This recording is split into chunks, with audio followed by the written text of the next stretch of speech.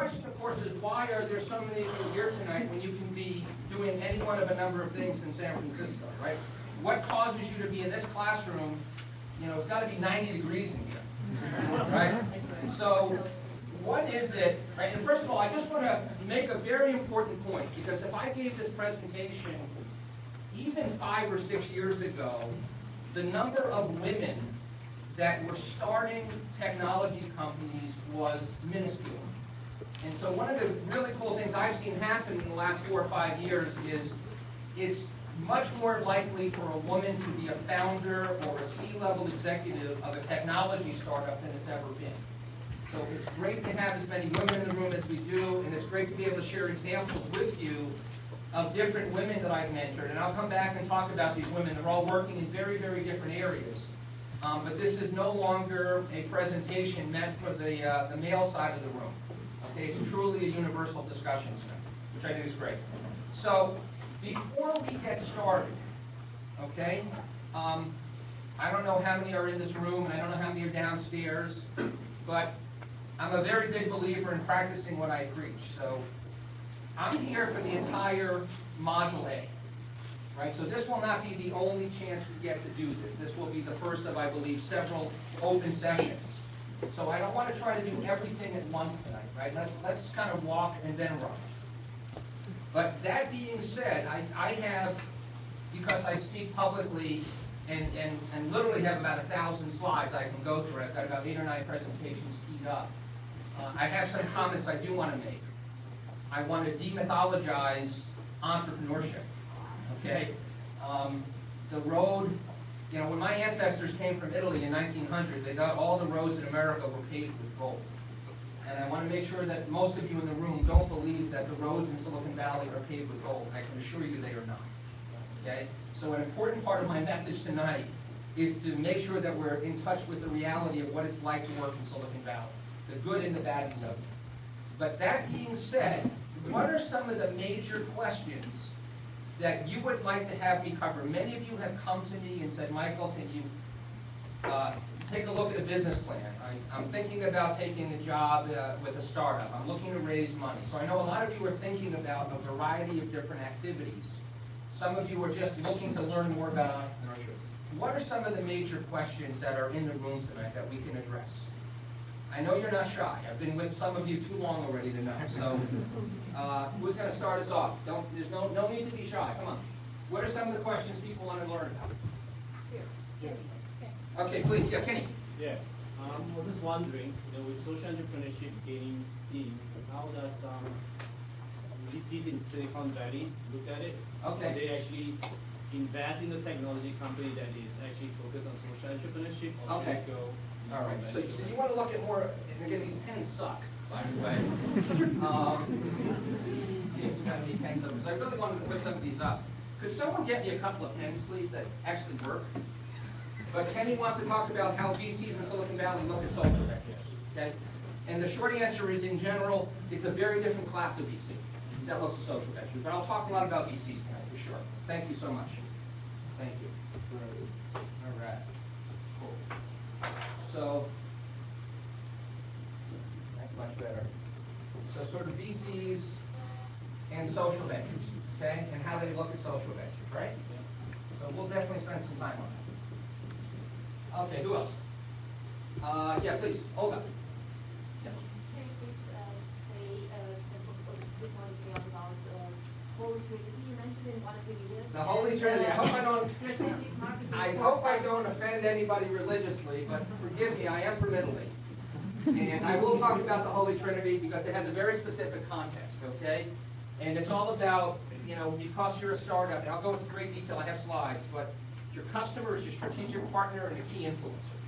And they're kind of the foundation on which you build the company. We'll talk about that for sure. Please, Jack. Yeah.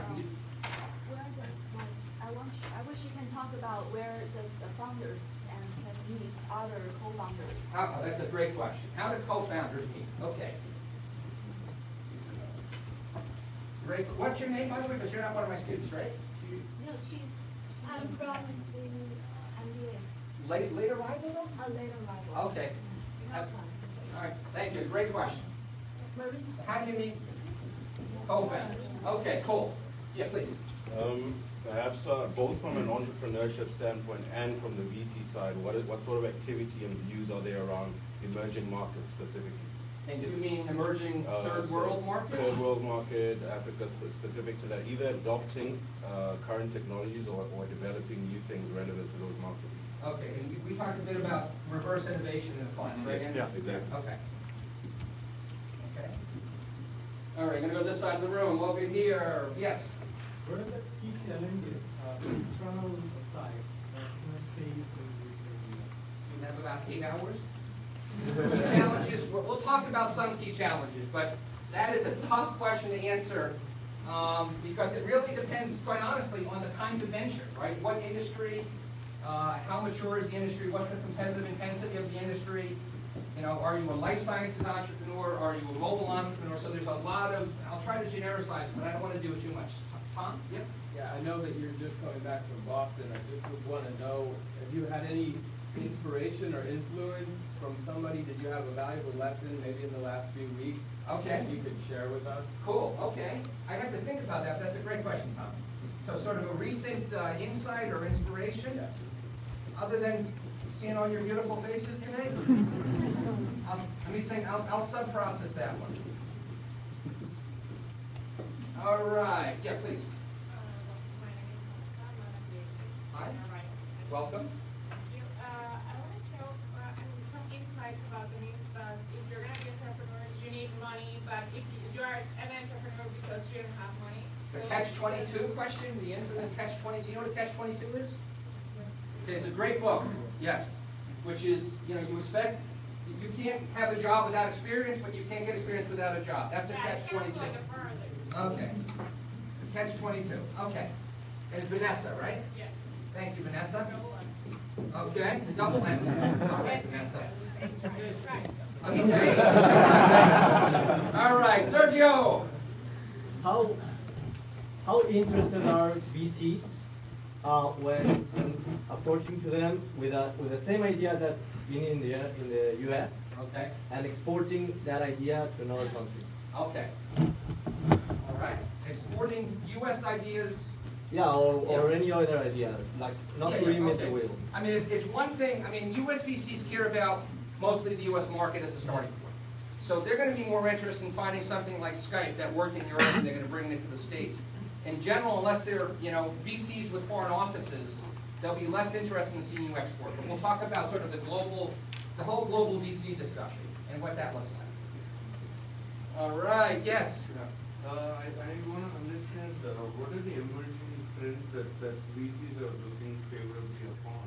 Okay. Especially stuff like convergence of telecom and mobility, banking and telecom, or banking and mobility, for example. Okay. Or any other futuristic trends.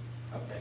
I'll spend a little time on that, but it's one of those things where we could again spend 8 hours. That there's so many VCs out there that there's a VC, just like there's a romantic interest for everybody in this room. There's a VC for everyone in this room if you look hard enough. Okay. And you can, if you really believe in a trend, you're going to find someone who's willing to fund you.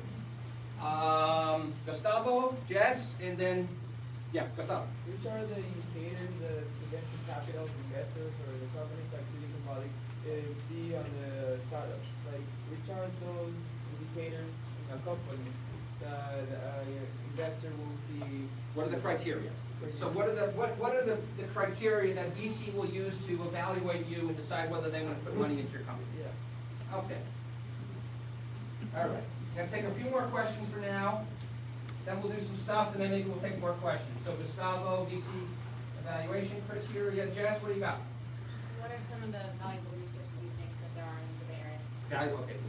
That's endless, but that's great. Great question. Yep, valuable resources. Okay. Jasper. Well, a lot of us are not from the U.S., so we don't know the local culture, you don't get visa issues.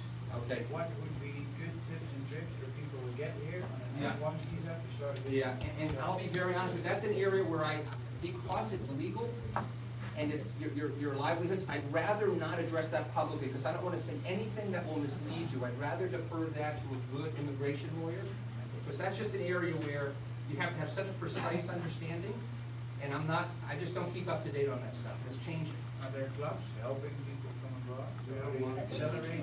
Yeah. 7:30. Yeah. There is a business. There's a business visa? Okay. Business program. I like the sense it's a legal stuff, but all I can tell you for you to London information is that if you come with like $500,000, they give you a visa because you're supposed to give work to American people, and it's really easy, but you need to log to the All right, hey guys, listen, I prefer to talk about entrepreneurship versus immigration stuff. I can't add a lot of value, and there's a lot of emotion around it, and I don't think there's going to be any precise answers. Couple more, yeah, please. Yeah, for the people who have the idea and we want to make it happen, business in 10 months, what are the steps? The basic steps, that's very quick. Okay. Before December, that's All right, what does it take, huh? And also after that, if we could create a platform for the people who's here, who's interested in business, doing a business, if we can create like a Facebook group so we can get together and answer questions and help each other. Okay, cool. Yeah, okay. Can you talk about crowdfunding and how it works and how maybe you can get funds through crowdfunding? Okay, crowdfunding, cool. All right, guys, just for now, because I don't have any more space to write, I'm going to go through some of these questions, and just to set a time limit. 10 o'clock, reasonable time for us to break here? 2 hours, cool? I mean, we can end at 9:30. I'm fine. I'm the Energizer Bunny. I don't stop. So, you know, I think 10 is reasonable. 10 is probably a reasonable break point, right? All right. So let me just start up. Right. So you're all here. Why? What is it about entrepreneurship that captivates you? What is it that makes you want to come to a session like this and learn more? Many of you, when we went around and I asked you to introduce yourself in our first class and tell me why you were in San Francisco versus London or Boston, you said, we want to be a part of the Silicon Valley ecosystem, we want to be around the innovation culture. Why is that important to you? What does that mean to you? What are the implications? Yeah, come on, Guillermo. Call my own shots. Call your own shots. I love that. Call your own shots. Okay. Okay, so you want to call your own shots. You don't like working for the man. You want to be able to have a little bit more independence. You wake up in a cold sweat dreaming about the pointy-haired boss in the Dilbert cartoon. And you don't want to have that. Okay, so call your own shots. I love that. Okay, what else? Yeah, Mandy. Say again? Doing what you love. Doing what you're passionate about. That's great. Yeah, what's your name? Killa. Okay, welcome. We got a lot of latecomers today. Mike? You want to leave your footprint, so you want to have an impact. Yes. Cool. Great. Yes. Good deal. Building something that would fulfill something I need and I think a lot of people need. Okay. So very similar, right? If you want to solve a problem, you want to have an impact on the world. Yeah. For example, you're working in an organization, you'll grow, but there's a limitation for your growth. But you are working as an entrepreneur, many people will help your growth. Along with, everybody tries to grow on their own, but they all contribute for your growth as well. Okay. So your growth will take into, exponential growth. Okay. So a lot of personal development, professional development, you feel like there's less of a ceiling to block you from realizing your full capacity. Okay, this is a pretty idealistic group. How many people think you want to do this because you can be the next Mark Zuckerberg and you can be a billionaire in 4 years? Anybody think that that's a possibility? Raise your hands. Come on, raise your hands. I want to see how many people want to make a lot of money. There's nothing wrong with wanting to make a lot of money, okay? There's nothing wrong with it. Don't be shy. Yeah, be creative. It's legal to make money in America. It's actually okay. You won't be arrested if you make a lot of money here, okay? I'm the first one to tell you that I did, huh? All right, one or two more. What other motivations, interests? Please. Create jobs, build a community, make a community. Pratyush, and then, yeah, Gustav, we'll come back to you. Yeah. The main idea was to take the concept of entrepreneurship from Silicon Valley and put it back to my country where we can develop more. So you want to bring the entrepreneurial culture, mindset and approach back to India. Okay. And I think there's a lot of that there already, but it's probably not as pervasive, right? Gustavo? serve those who doesn't have a voice, who don't have a voice. Okay, serve those who don't have a voice. So more of a socially oriented. Okay, Jean-Louis? You have the privilege to select your team.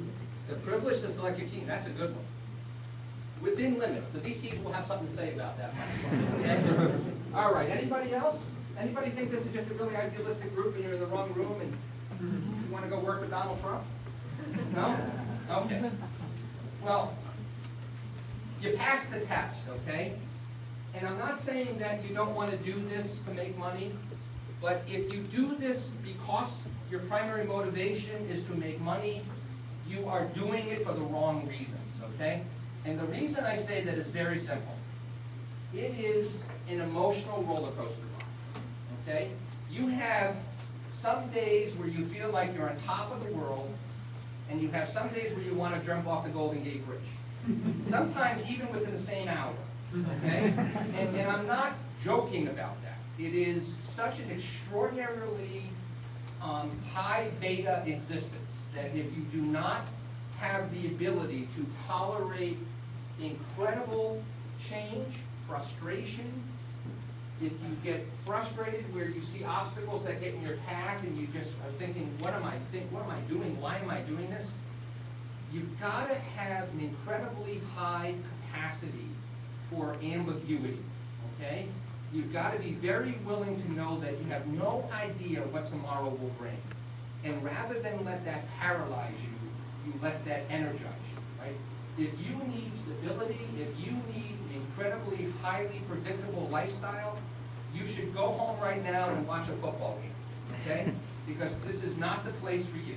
It is an insanely variable existence.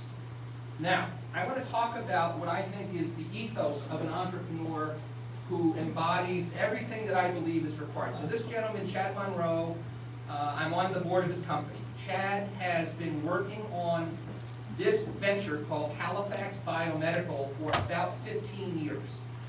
If you've seen me, one of my TED Talks, my TED Nova Scotia talk, TED Halifax talk, I speak about Chad.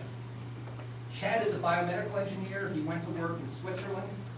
He discovered while he was working for a biomed company in Switzerland a technology called RSA. And RSA allows for an incredibly precise way for orthopedic surgeons to be able to monitor hip, knee, spine implants.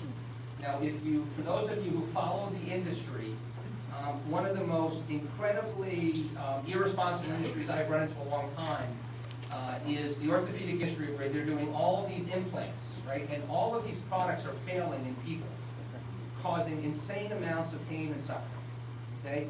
And Chad is all about making sure that the companies, whether it be Johnson & Johnson, a very well-known and respected company, but a company who just recalled 450,000 hip parts that, oh shit, happen to be in people's bodies right now. It's not like you got a car that, the brakes aren't working really well, so you just drop it off at the mechanic and you pick it up tonight when you come home from work. So here you are, you've gone through this incredible process of having people, replace your hip or your knee or your spine. And it turns out the product is defective. And normally the only way that patients ever get any, they don't ever get any physical relief. They're basically screwed. Because at some point the doctor's got to rip it out and replace it. But normally the only way these companies actually do anything that's ethical is when they're forced by an appellate court to make good to the patient. And that's after most patients have exhausted their savings to fight them legally. So Chad is on a mission from God, okay? He has been on the verge of personal bankruptcy 3 times. There came a point where he's so cutting edge that he got very, very advanced optical technology from the big Japanese camera company, Canon. And the product did not work to the spec. And here he was in this very prestigious hospital, and his reputation was on the line, and the product was not working as it was supposed to. And Chad actually went to the bank and took out a personal loan so he would replace the technology, so that he could keep his commitment to the customer, even though he put his own personal financial stake at risk, okay? So when I think of an entrepreneur, and I think of what it takes, right? I heard many of you say absolutely the right things, right? You want to make a difference, you want to leave a footprint, you want to have an ability to really change the world, doesn't make it easy. Okay? Now, I see Chad all the time at board meetings once a month in Toronto. He's one of those guys, he's got to make it happen no matter what. And the company's always right on the edge of being out of cash, but it just doesn't matter to him. He is going to make this happen. So he's being installed at the Mayo Clinic, which is the most prestigious hospital in America, the Cleveland Clinic, the 17-site University of California teaching hospital system. He's at the McGill University, a very prestigious research and teaching hospital in Canada. I can go on and on. And it's personal will. He's doing this on his own back. Okay? So when I look at entrepreneurs that I admire, this is somebody that really stands out. And I think he will change the world, truly do. Okay? Now, on the other end of the coin, Chad is extremely buttoned down, very precise. He wears the suit in the shower, right? My other buddy here, the guy that's wailing away there on the keyboard, Darren Gallup is a musician, and he manages musicians. But he is also, for his own benefit, because he manages a lot of artists, including this woman, Carmen Housen, who was just named Artist of the Year in Canada. He developed software that would be used by the world's largest music festivals to make it easier to manage logistics. So now he's got the Berlin Music Festival as a customer. He has got Coachella as a festival. He's got Bonnaroo as a customer. I can go on and on. But he's another person who he's doing what he loves, right? He's taking his passion for music as a musician, and he's taught himself how to write code. And his best buddy, Morgan, who's playing the fiddle. One of my favorite stories, when I first met these guys, I asked Morgan, because they're both hardcore musicians, how did you learn how to code? And he said, well, you know, we would often drive in the back of the van between gigs, and it would be a 12-hour drive. So I had a choice. I could smoke a bong for 12 hours, or I could learn how to code. I decided I'd learn how to code. So he's a completely self-taught coder. And these two guys, with a handful of other people, have built what is now the world's largest festival management cloud-based service. They have the largest festivals in the world as their customers, okay? So Chad and Darren could not be further apart if you ran into them. You would, you know, and that's the message, right? There is no one template or recipe for a successful entrepreneur. They come in all shapes and all sizes and all personalities, right? Men, women, but these guys both are doing something that they are passionate about. And they have both run through brick walls to continue to do what they do, okay? Now, one last example. This happens to be an American kid. He grew up in Oregon, okay? I wrote an article, and there's a video where I interview him on Boston Innovation. He grew up in the woods of Oregon, did not have a lot of money. He was a classic tinkerer, engineer, techie. And he decides he's going to start a company called Green Goose. And Green Goose was about using sensor technology to allow parents to motivate their kids to do all the things that kids don't like to do, like brush their teeth and do their homework and clean up their room and all the stuff that we all know we hate to do, right? And so he built this, you know, real-world gamification system where there were sensors that were attached to the kid's toothbrush, to the kid's, you know, textbook, all the things that a kid would actually have in their home. And they would wind up getting points every time they used one of these things, right? And the kids would compete with their friends and compete with their brothers and sisters. So anyway, Brian comes from Oregon to work in an accelerator in Providence, Rhode Island, where I mentor, called Beta Spring. And unbeknownst to most people, Brian had actually zero money, but he had incredible passion. He slept in a sleeping bag in the incubator for 90 days. And he worked on this all by himself. And the gentleman at the bottom of that, Bill Warner, is one of the most active angel investors in America, very successful founder of a couple of companies. And it turns out Bill's a hardcore electrical engineer, and when he met Brian, he said, okay, this kid's got something. He saw it in his eyes. So we get Brian all mentored. He comes to the TechCrunch event. Now, many of you, a few of you, Olga, I know you were at the TechCrunch event, but this was 2 years ago. And Brian comes to TechCrunch, and by a whole bunch of different coincidences, he winds up on stage. Okay? He wasn't supposed to be on stage, but he had someone looking out for him. He winds up on stage, and before he leaves the stage, he's got $500,000 in commitments, okay, from angel investors. Okay, that's how incredibly well received he was. Within 2 or 3 days, he was the #1 project on AngelList. How many people know AngelList? Okay, AngelList 2 years ago didn't exist. Now, you want to talk about a resource? AngelList is we talk about two-sided markets in the MBA class, right? The AngelList is a two-sided market that has gone viral very quickly. On the one hand are young entrepreneurs like Brian and Chad. On the other hand are angel investors like me and Bill and all these other people. And it's become very global. So it goes back a little bit, Sergio, to your point, where it's a lot more global, a lot more flat than it used to be. So what I love about Brian is, if you look at Brian, he wears that incredibly, I know for all of my fashion friends in the room, Brian wears this green sweater everywhere, okay? And it's so badly worn out that it's all patched up. Now, his grandmother gave him $50 so that he would replace his sweater. Now, did you think he replaced the sweater? No. He bought $50 worth of sensors, okay? He doesn't care what he looks like. He's on a mission, okay? So one unifying theme. Every one of these entrepreneurs is incredibly passionate about solving the problem that they want to solve, right? And that's why you do this. Otherwise, you can't possibly withstand the roller coaster. You're going to get off and not want to get back on. Okay? So, one of our TA, Michael Sutherland, just joined a startup in Silicon Valley, right? He's kind of on a probationary assignment with the startup.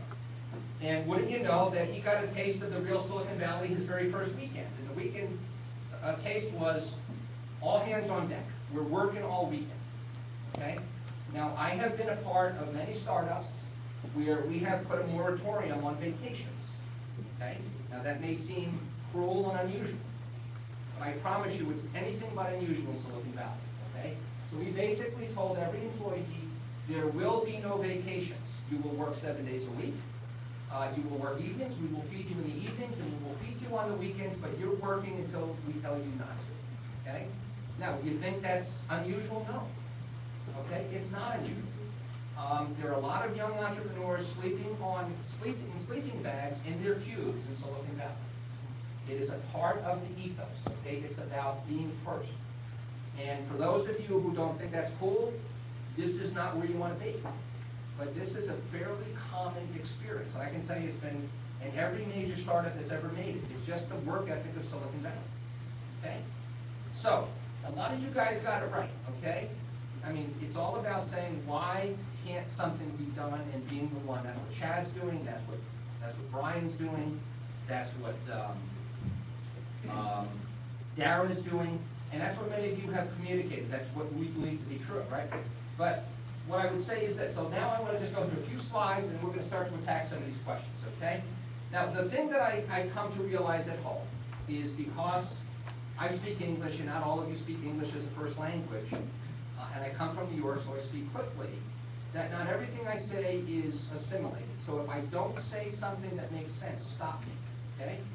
And I don't want to assume that just because I say it means you've heard me or understood it, okay? Because this is a new domain for many of you, right? This is not something that a lot of you have grown up with. I've been at this for a while. So you know my Machiavelli quote, I won't bore you with it, but the more modern version is from RFK. Progress is a nice word, change is its motivator, and change has its enemies, okay? So how many of you have tried to use the private car service Uber, U-B-E-R, okay? How's it work for you, Tyler, okay? It's okay. It's a little, can get a little expensive if you overuse it, but okay. But it's nice. It's luxurious. It's luxurious. Now let me tell you what's going on with Uber. So Tyler, describe to the group what, and I'm not surprised you use it. What does Uber do for those who haven't done it? So Uber is a car service. So you download the app, and you can see on the app is a map, and you can tell where all the Uber cars are in the city. And you order one. You drop a pin where you're at, and it comes directly to you. Yeah. And it says, it's usually relevant within a minute or two. Yeah. And they have your credit card information on. They have a lot of promotions. I know this week, I think 50% off Uber during the day. Yeah. So they really want to get ridership up. and they come in a Lincoln Town Car or an Escalade. So if you're on a date, it's a really nice touch. Yeah. But it does cost somewhere between 15 to 20% more than an average cab. But you do not have to tip. Right. Cool. Now, the reason I bring it up, thank you, Tyler. You're my ringer. I knew you would know. Okay. In Massachusetts, where I just was yesterday at some point, the state of Massachusetts has issued an injunction which is preventing Uber from operating. All right, and they're preventing Uber from operating because they claim that they are competing with the highly regulated taxi cab industry. And the taxi industry is up in arms and saying, you know, why do these guys get to, you know, circumvent all of the regulations that we have to put up with? So today in Boston, if you want to use Uber, you can't. They've been shut down, right? And I can go through a million examples of change has its enemies. It's typically in regulated industries. Some of the best inventions I've ever seen have never seen the light of day because regulatory authorities have shut them down. Now, we just had a social venture class in here. It was my first social venture class a few hours ago, a few of you in the room. And we heard from many people that were trying to get social ventures off the ground that were legitimately working to help people. And in some instances, the government intervened. In some instances, private corporations were incensed that there was competition that might undercut them, even though they weren't going to be going after those markets. So change has its enemies, and that's what makes entrepreneurship so damn hard. Okay? So this is a black swan event. You know what I mean by that, right? A black swan event is an insanely big outlier. Okay? Whether you're Steve Jobs or you're Mr. Zuckerberg, it's a black swan event. Okay? Now, one of my favorite quotes comes from Paul Graham. Anybody know who Paul Graham is? Olga, you're a ringer. I can't ask you. Who else knows? No one else knows Paul Graham in the whole room? Y Combinator. Yes. Paul Graham, I guess we lost our screen again, huh? All right. I'm sorry for those of you in the corner. I apologize. Part of the process, I guess, right? So Paul Graham, I actually had the privilege of working as a mentor in the first Y Combinator. Y Combinator is the most prestigious mentor capital program in the country. Paul is a Harvard graduate. He started doing this 6 years ago in Boston. And what he basically does is he scans the entire world and he brings in around 10,000 applications. And out of those 10,000 applications, 200 people get admitted to his accelerator. And when you get vetted by Paul Graham, and when Paul Graham says, you are worthy of spending time with me for 90 days, you are given this extraordinary endorsement that has tremendous value. And so Y Combinator is an investor in Dropbox, for example, Airbnb, right, which we talked about in the business model canvas discussion in the MBA case. He is by far the single most influential person in Silicon Valley when it comes to startups. Okay? And what I love about his quote is it's exactly right. We don't fire you, right? It's not my job to fire you as an investment board member. The market fires you. And what does he mean by that? Very simply, you either get it right, and if you don't get it right, there's no basis to continue, right? So it's a very different existence, right? You're constantly trying to meet the needs of the marketplace. Okay? So a far more typical outcome is not Zuckerberg and Jobs. It's a train wreck. Okay? And because entrepreneurship is harder than it was. Now, I know some of you, but not a lot of you read the Wall Street Journal. So about a week ago, there was a really awesome article called Venture Capital's Dirty Little Secret. Okay? Great article. Okay? Absolutely true. And why is it a dirty secret? Because VCs are in the business of trying to look good. Okay? And it never looks good when you tell the world that most of my investments have failed. So VCs bury their dead quietly. Okay? They do it kind of like the Sopranos. Okay? They take you out the back door, they put you through a meat grinder, and they bring you out into the dump. Okay? Nobody knows it but the guys. Okay? So the VCs aren't that different, right? So if you fail, there's no press release that you went bankrupt. Now, if you go public, you bet your ass there's a couple of press releases, okay? But the bottom line is, okay, it's a minefield. And some of the statistics, so a gentleman from Boston who's now at Harvard Business School went on and he surveyed 2,000 companies that had raised at least $1 million in venture capital between 2004 and 2010. He then went back and he spoke to a bunch of entrepreneurs and VCs, and he got more qualitative results, but they were similar. First thing you have to know is to get venture capital funded is like winning the lottery, okay? I know some of you attended a session a week or two ago while I was still on campus, and my concern was it maybe made it seem a little easier than it is, okay? 1 out of every 1,000 companies gets venture capital. Now that doesn't mean angel capital. We'll talk about the distinctions. Very few companies get venture capital. Now out of the 1 out of 1,000 that gets venture capital, 60% get to age 3, okay? And what that means is they're able to survive on that first tranche, first round of venture capital, a Series A round, and that typically gets them through the first 3 years. At that point, if the company shows promise, they will raise a Series B round. And a Series B round typically is much larger, and some small percentage of 1 of 1,000, 60% of that, 35% of that gets to be age 10. Okay? So you don't do this because the odds are in your favor. Okay? It's actually got better odds to go to Vegas and bet black. Okay? Probably have a better chance of success. So this is not about playing the odds. The odds, just to be clear, the house, you're betting against the house. Big time. Okay? So you just got to know what you're getting into, right? I don't want you to go out there and have these fantasies of what it's like. That doesn't mean that it's not fun. I've been doing it for 25 years. I can't get enough. Okay? It's, you know, once it gets in your blood, it's in your blood. But it doesn't mean it's easy. Okay? So, you know, you look at this guy, right? And he took the risk early, and he had a vision. We're going to do the Apple case in class on next week, right? He was a risk taker, right? This guy was able to have a vision, and he made it manifest, and he has changed the world, okay? And I love this job quote. I don't think I shared this with you in class, but he's speaking about himself. So I'll just let you read this. Can you read it from back there, or shall I read it to you? Can everybody read it? No? All right, I'm gonna read it to you, okay? Because I feel bad that you can see the screen here. So this is Steve Jobs. It says, here's to the crazy ones, the misfits, the rebels, the troublemakers, the round pegs in the square holes, the ones who see things differently. They're not fond of rules. You can quote them, you can disagree with them, you can glorify or vilify them, but the only thing you cannot do is ignore them because they change things. They push the human race forward, and while some may see them as the crazy ones, we see genius because the ones who are crazy enough to think they can change the world, are actually the ones who do it. Okay? So you got to be a little crazy. I know I'm a little crazy. Okay? I know it. Okay? So why am I going backwards now? All right. So so many of you come from outside the States. How many would love to stay in the States when you finish home?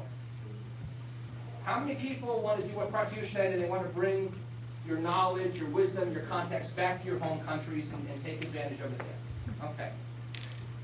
So you all came to Boston, and to San Francisco, that's very cool, right? Silicon Valley is world famous, but I want you to know that there are many other places where entrepreneurs actually are clustered outside of this little town right here, or down to the peninsula. What are some of the other major clusters in America where entrepreneurs and VCs hang out, besides here? New York. Certainly Boston. Who said New York? We're going to ask you to raise your hands. New York. New York. And New York is a very recent one. New York only really in the last 3 years. And the reason New York has become all of a sudden so relevant is because of the way that Steve Jobs made consumer technology more significant. New York's always been more of a consumer technology, consumer market because of the advertising world there. So all of a sudden, New York has become a much more relevant center. And very quickly, there's as much venture capital in New York as there is in Boston. And that's after Boston had a 60-year head start, which talks about how important the consumerization of technology is. Other than Boston and New York and Seattle, or Silicon Valley, I just said it. Seattle, of course, right? And Seattle, because Microsoft has been very successful. A lot of people made an insane amount of money. At some point, they got tired of working for the man, and they went and started their own companies, and there were many Microsoft millionaires. So Seattle is an incredibly predominant entrepreneurial venture capital ecosystem. How many people from Seattle in here? Nobody. Wow, one. Okay. But you're not really, you're a Swiss man, aren't you? I was born in Seattle, but I've lived it. Okay. Okay. Where else in the States? What other cities? Amarillo? Well, I would say more Austin, Texas, right? Austin, I think Dallas was a telecom center, but Austin is a much more prominent venture capital entrepreneur ecosystem. And again, you need a big company, so there are a lot of Dell millionaires, right? A lot of people that work for Dell made a lot of money, and so what's the theme here? You make money, you start companies, okay? People that work in tech companies leave, they get frustrated, they get, bored with bureaucracy, and they put money into companies. So Austin, Texas is another very prominent cluster, okay? And then maybe one other that we didn't mention is Research Triangle Park, which is in North Carolina, okay? So for those of you who are looking to be entrepreneurs in the States, San Francisco is nice, but it's expensive. Okay, Guy? I know Detroit is in ruins now, but that's an understatement. shouldn't it be also a Yeah. entrepreneurship? Well, they're trying. So Guy raises a very important. Every city in the world, in the States and elsewhere, is trying to replicate Silicon Valley, right? Everybody's trying to figure out what's the secret. And the problem is that you can't just copy Silicon Valley. You don't have Stanford. You don't have Berkeley. Right? It took 50 years for the venture capital industry to get started. So you need the ingredients. You need 3 ingredients to start a fire, right? You need a pool of entrepreneurial talent. You need a research university. You need angel and venture investors. And Detroit had none of those because everybody worked for GM, Chrysler, or Ford. Yeah, but they were entrepreneurs sometime. Very well, not really. I mean, yeah, Henry Ford was in 1910. He's been dead for a while. Yeah, no, but they should have started something, shouldn't it? But that wasn't the way it went there, right? So that's why, you see all of these cities that are gutted, because they don't have that habit, they don't have that discipline. When you go hang out in Kendall Square in Cambridge, I promise you, if you eavesdrop on any conversation, it's going to be fascinating. You sit in any Starbucks or any coffee shop in Cambridge, you go down to University Avenue in Palo Alto, every discussion is a Silicon Valley or Cambridge high-tech startup discussion, okay? You don't have that, unfortunately. Now, Chicago's trying to do it, and everyone's trying to do it, but it's hard, okay? You need the pieces. So now, I know that many of you come from outside this country, so what are some of the clusters that we're seeing emerge outside of the States? Where are some of the big clusters outside of the States? Raise your hands, please. Yeah, please. Dubai? Okay, give me an example of why Dubai. And I don't know this stuff. So how's Dubai so entrepreneurial? And we're talking technology entrepreneurship with venture capitalists and early stage startups and mobile and cloud and all that stuff? I think so, because it's the Middle East, so it's none of the balance between Asia and the Turkey. Okay, all right. And I have no evidence, but I don't know. So any other people think Dubai is a big entrepreneurial cluster? Okay, you do? Okay. And hopefully I'll teach there and I'll get to see it, but I'm open to it. Now, we both know, Mutaz, what you're going to say, but say it anyway, buddy. Israel, right? So I've spoken about Israel often in this class. Israel is an extraordinarily entrepreneurial country, okay? They put 1,000 companies on the NASDAQ, okay? And why is Israel so successful? They had a national policy. They named a country chief science officer. They were smart enough to understand early on that they needed to create a venture capital industry, so they formed partnerships. And what they basically did is they found 10 local financial institutions, and they required them to go seek capital. And many of them leveraged their contacts in the United States, and they partnered with some of the top American venture capital firms. And they built, through this process called YASMA, 10 venture capital firms. And they learned, right, it's train the trainer. They learned the very challenging process of what it's like to be early stage venture capitalists, okay? Now, they also have a lot of technology, okay? There's a lot of security technology. So one of my startups was a security company in Boston, which we took public. And our #1 competitor was a company called Checkpoint. Checkpoint was led by an Israeli gentleman named Gil Shwed, and like every other Israeli, was a member of the Israeli Defense Forces at some point. And Gil Shwed is a rock star in Israel. Checkpoint was the first really major successful software company in Israel. And they were vicious competitors. Because every quarter their product got better and better and better. So what I love about the Israelis is they don't pretend to be anything other than they are. And Israelis know that they're not very good at sales and marketing, but they're incredible engineers and scientists. So they said, we have a really great process. We're going to build great technology. We're going to let those crazy Americans sell and market it. And it was a marriage made in heaven, and they have been laughing all the way to the bank. So there's a really awesome book called Startup Nation. If you're into learning about how, if you want to bring a process back to your own country, you could do a lot worse than replicate the way that the Israelis have built their ecosystem. Okay, other clusters, yes? The Nordic countries, absolutely.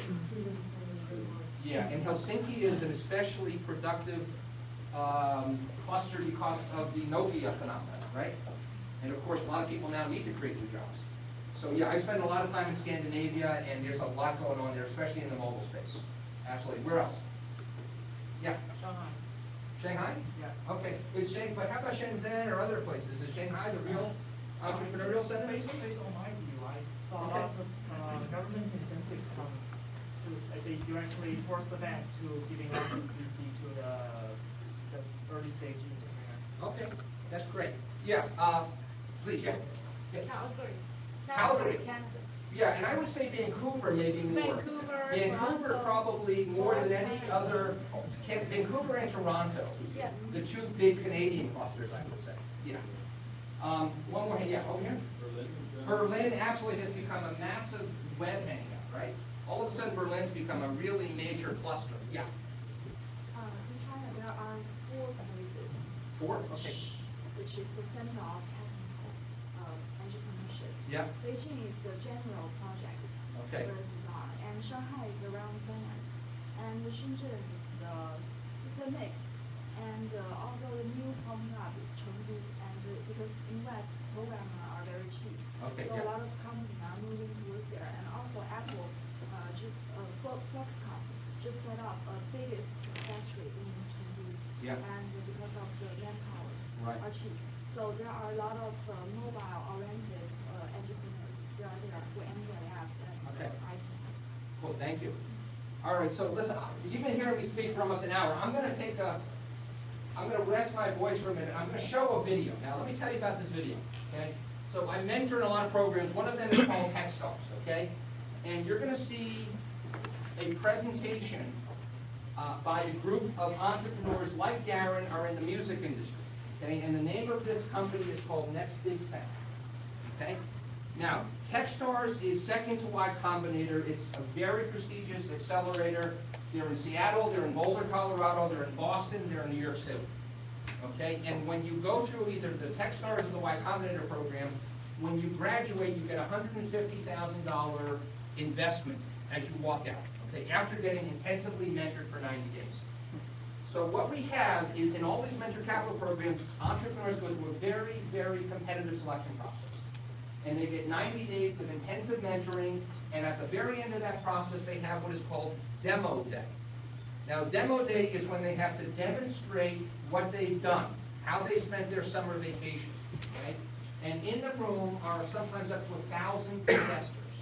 So if you thought you were nervous talking to your fellow students, imagine if you're on stage and you've got 1,000 VCs and angel investors in the room, and your moment is now, okay? So I'm going to present to you a company called Next Big Sound. I think you will be very impressed by what you hear them say. But this is an example, so when you think about, you got to go out and do a pitch on stage. This is, if you can do this, you're doing okay. So I'm going to get the lights in a second.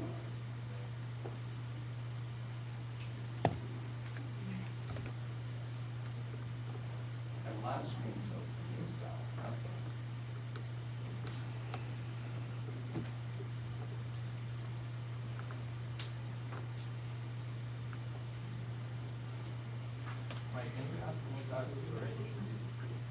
What's that?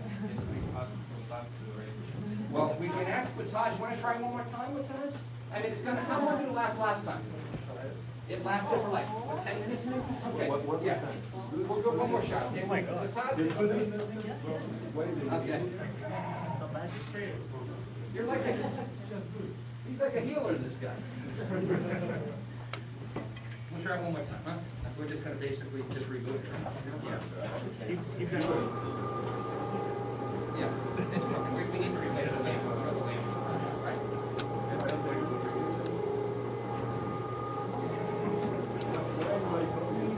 Because he's like, I can't say.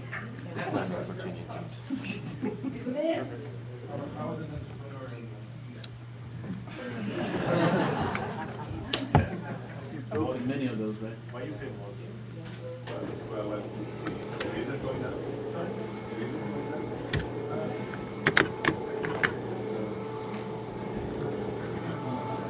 Yes, no problem. All right, yeah, we need that. Next time we're bringing fans and air conditioner, okay? I'm not working on these conditions anymore, man. It's a sweatshop. What we heard was, that thing we applied to Techstars with, we're not doing that. So that was an interesting experience.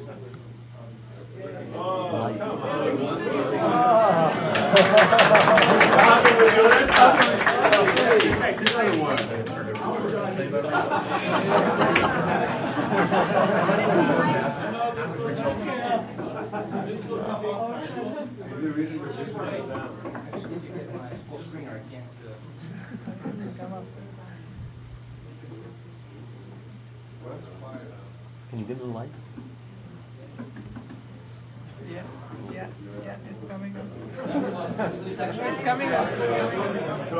The second day in the program, what we heard was, that thing we applied to Techstars with, we're not doing that.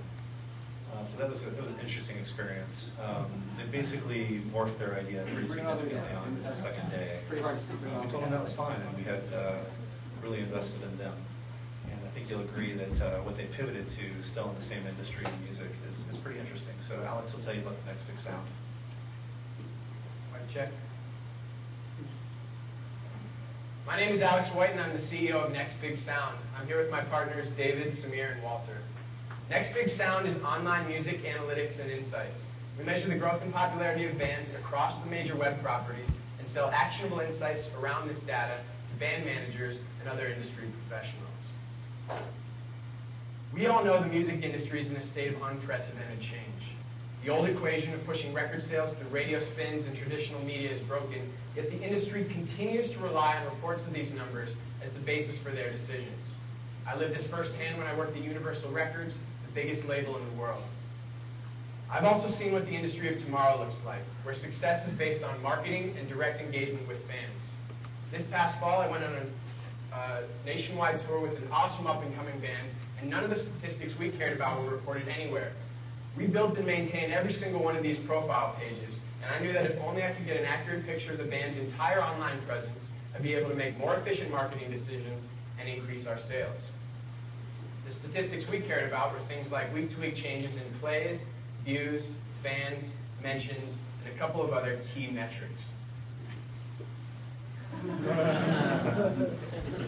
Now, the last time the music industry was transformed by data was 1991. This was when SoundScan began providing accurate and reliable CD sales information to a process that had previously been done by phone calls and estimations. That was almost 20 years ago, and things have changed. Concert ticket sales have posted record-breaking numbers every year for the past 10 years. Music is listened to and consumed now more than at any point in history, and the best part is, these conversations and interactions can be tracked at a more granular level than was ever possible before. As this highly scientific graph shows, while the record business is dead, the music business is very much alive. There's a huge opportunity here. The managers and professionals we've been working with all summer tell us that none of the social music numbers they care about are reported anywhere, and that they spend an average of 6 hours a week compiling reports in Excel documents like this. So what do? We take the archaic industry standard report that costs $4,000 a month and comes out once a week and turn it into this. Our system is tracking millions of data points for hundreds of thousands of artists. We captured the online activity around one of the biggest deaths the music industry may ever see. In the week following Michael Jackson's passing, Sales of his albums and spins on terrestrial radio jumped 1,000%. Online, that figure was more like 10,000%.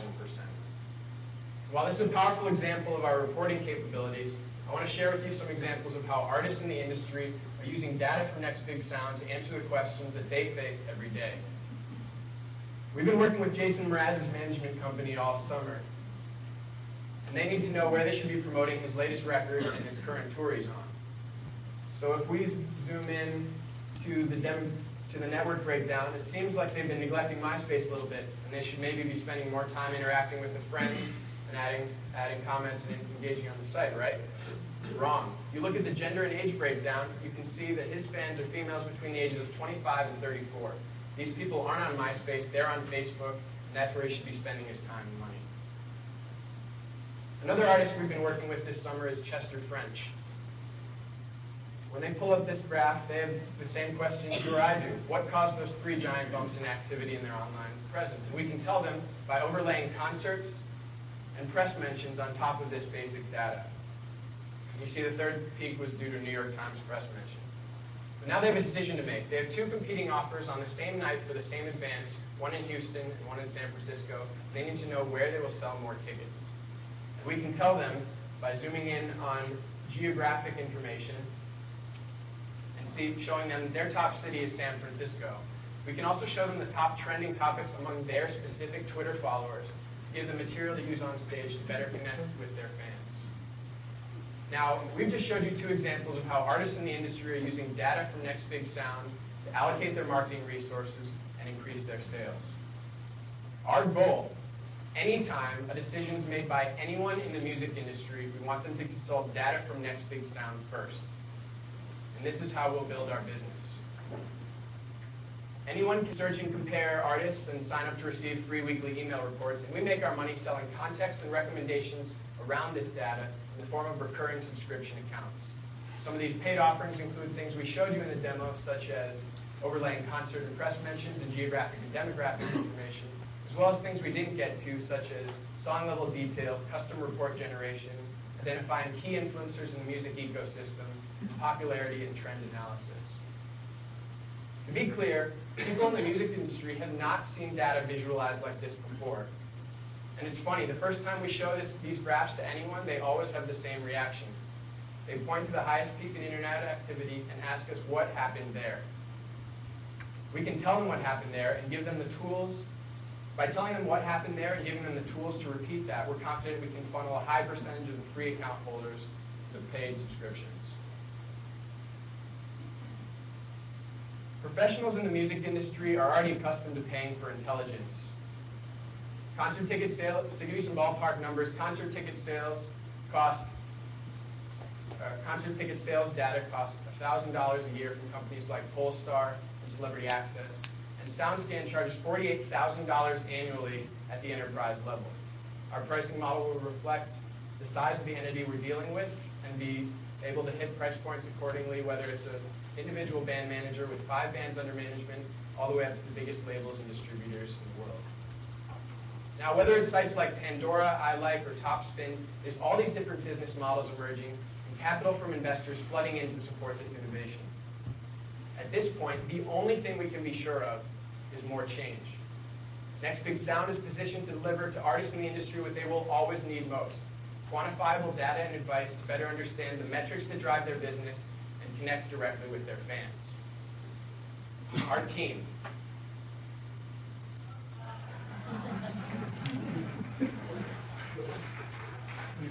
Our team has been working together for over 1.5 years, and our lifelong love of music has been a huge motivating factor throughout that time.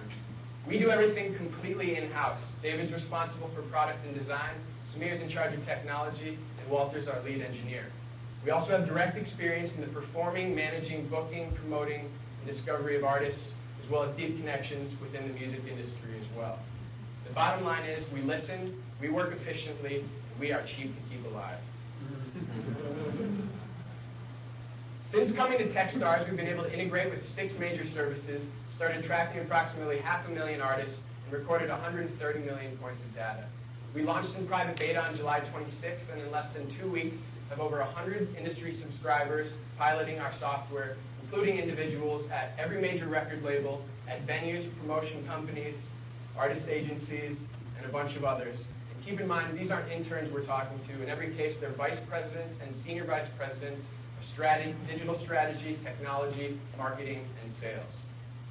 We're raising a round of $300,000, which will get us through 12 months of growth and development and allow us to scale up to 5 million artists, integrate with the top 30 services on our list, and generate substantial revenue. In the 5 or so minutes since we've been up here, our system has recorded 590,000 plays, 19,400 views, 96,000 fans, and over 7,000 comments that aren't being reported by anyone in the music industry until now. See, we don't have to play the risky game of betting on individual artists or trying to become a destination site. In fact, we built an analytics platform that can easily interface with whichever service ends up taking off tomorrow. As the trusted and unbiased third party will be the basis for every decision made, and in this way help the multi-billion-dollar music industry prosper in the digital world. We hope you're as excited about Next Big Sound as we are, and look forward to connecting with you after the presentation. Thank you.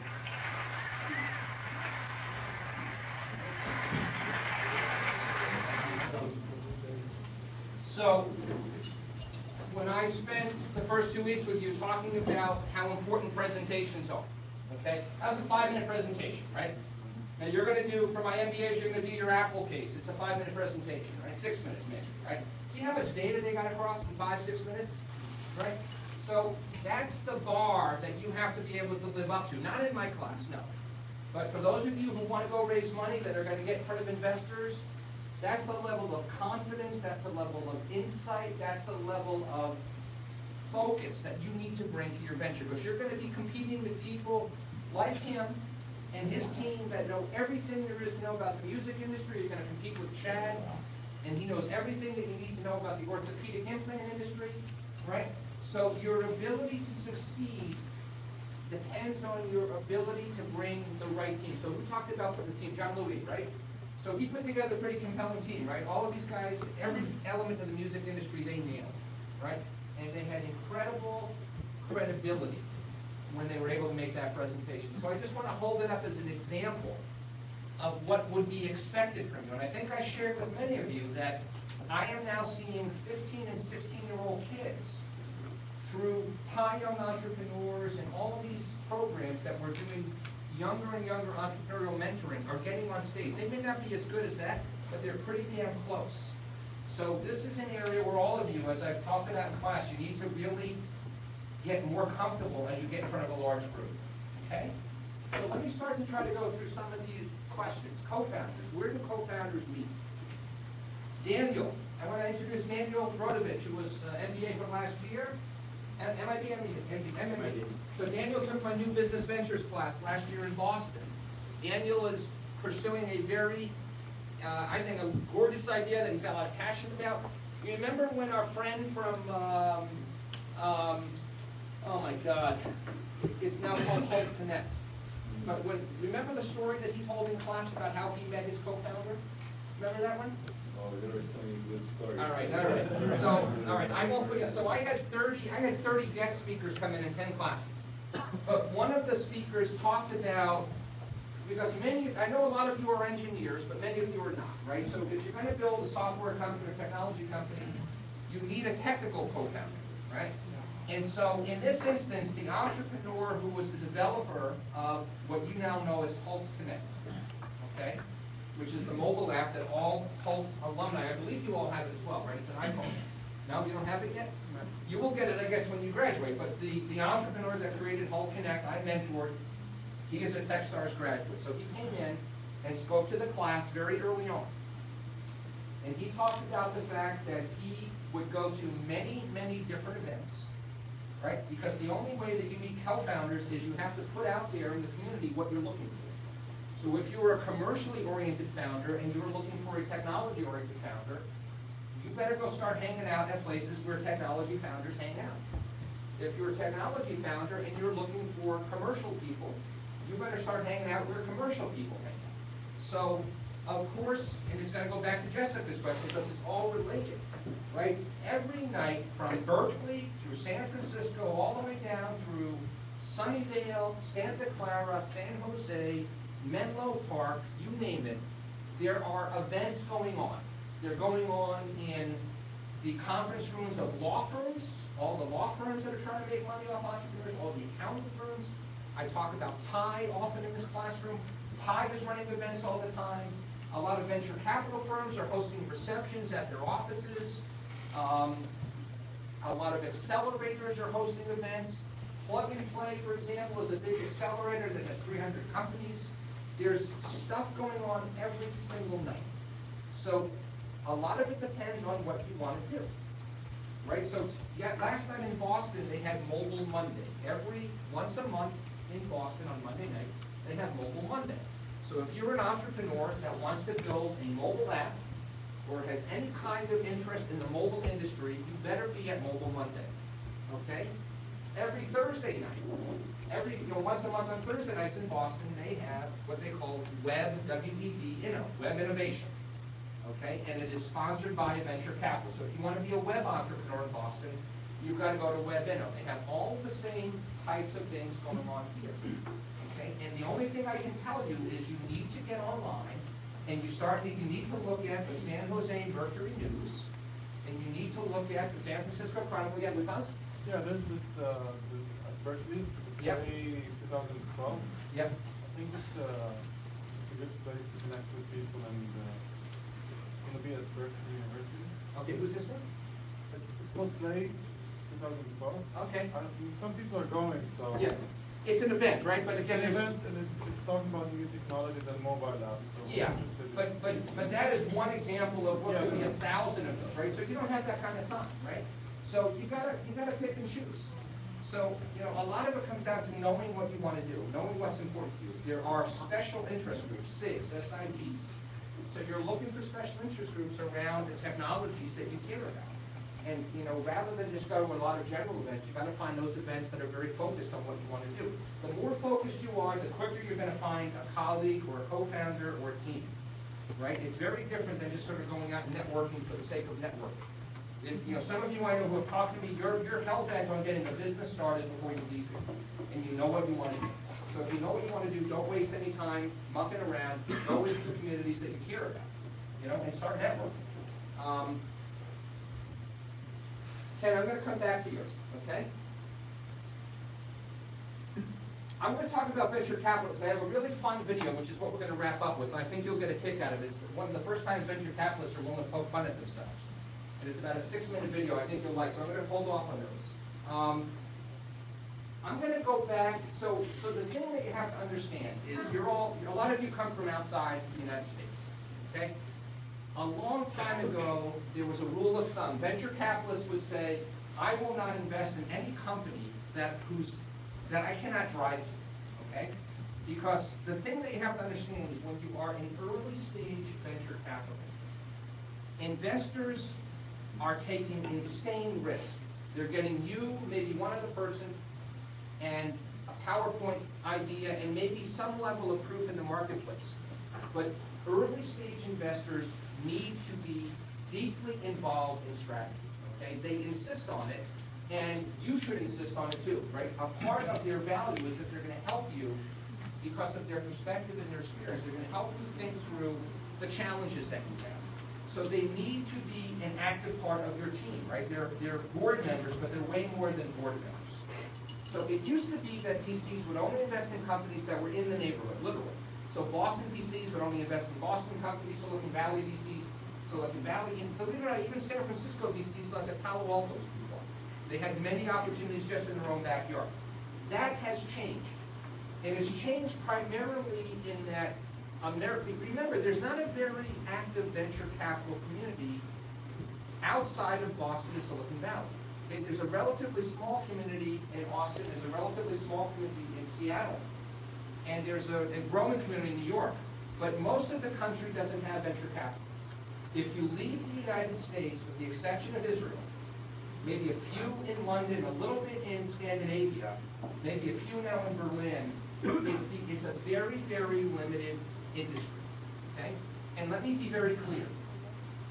The problem with most venture capitalists outside the United States is they are accountants, or they were pension fund managers, or they were doing anything other than starting a business, okay?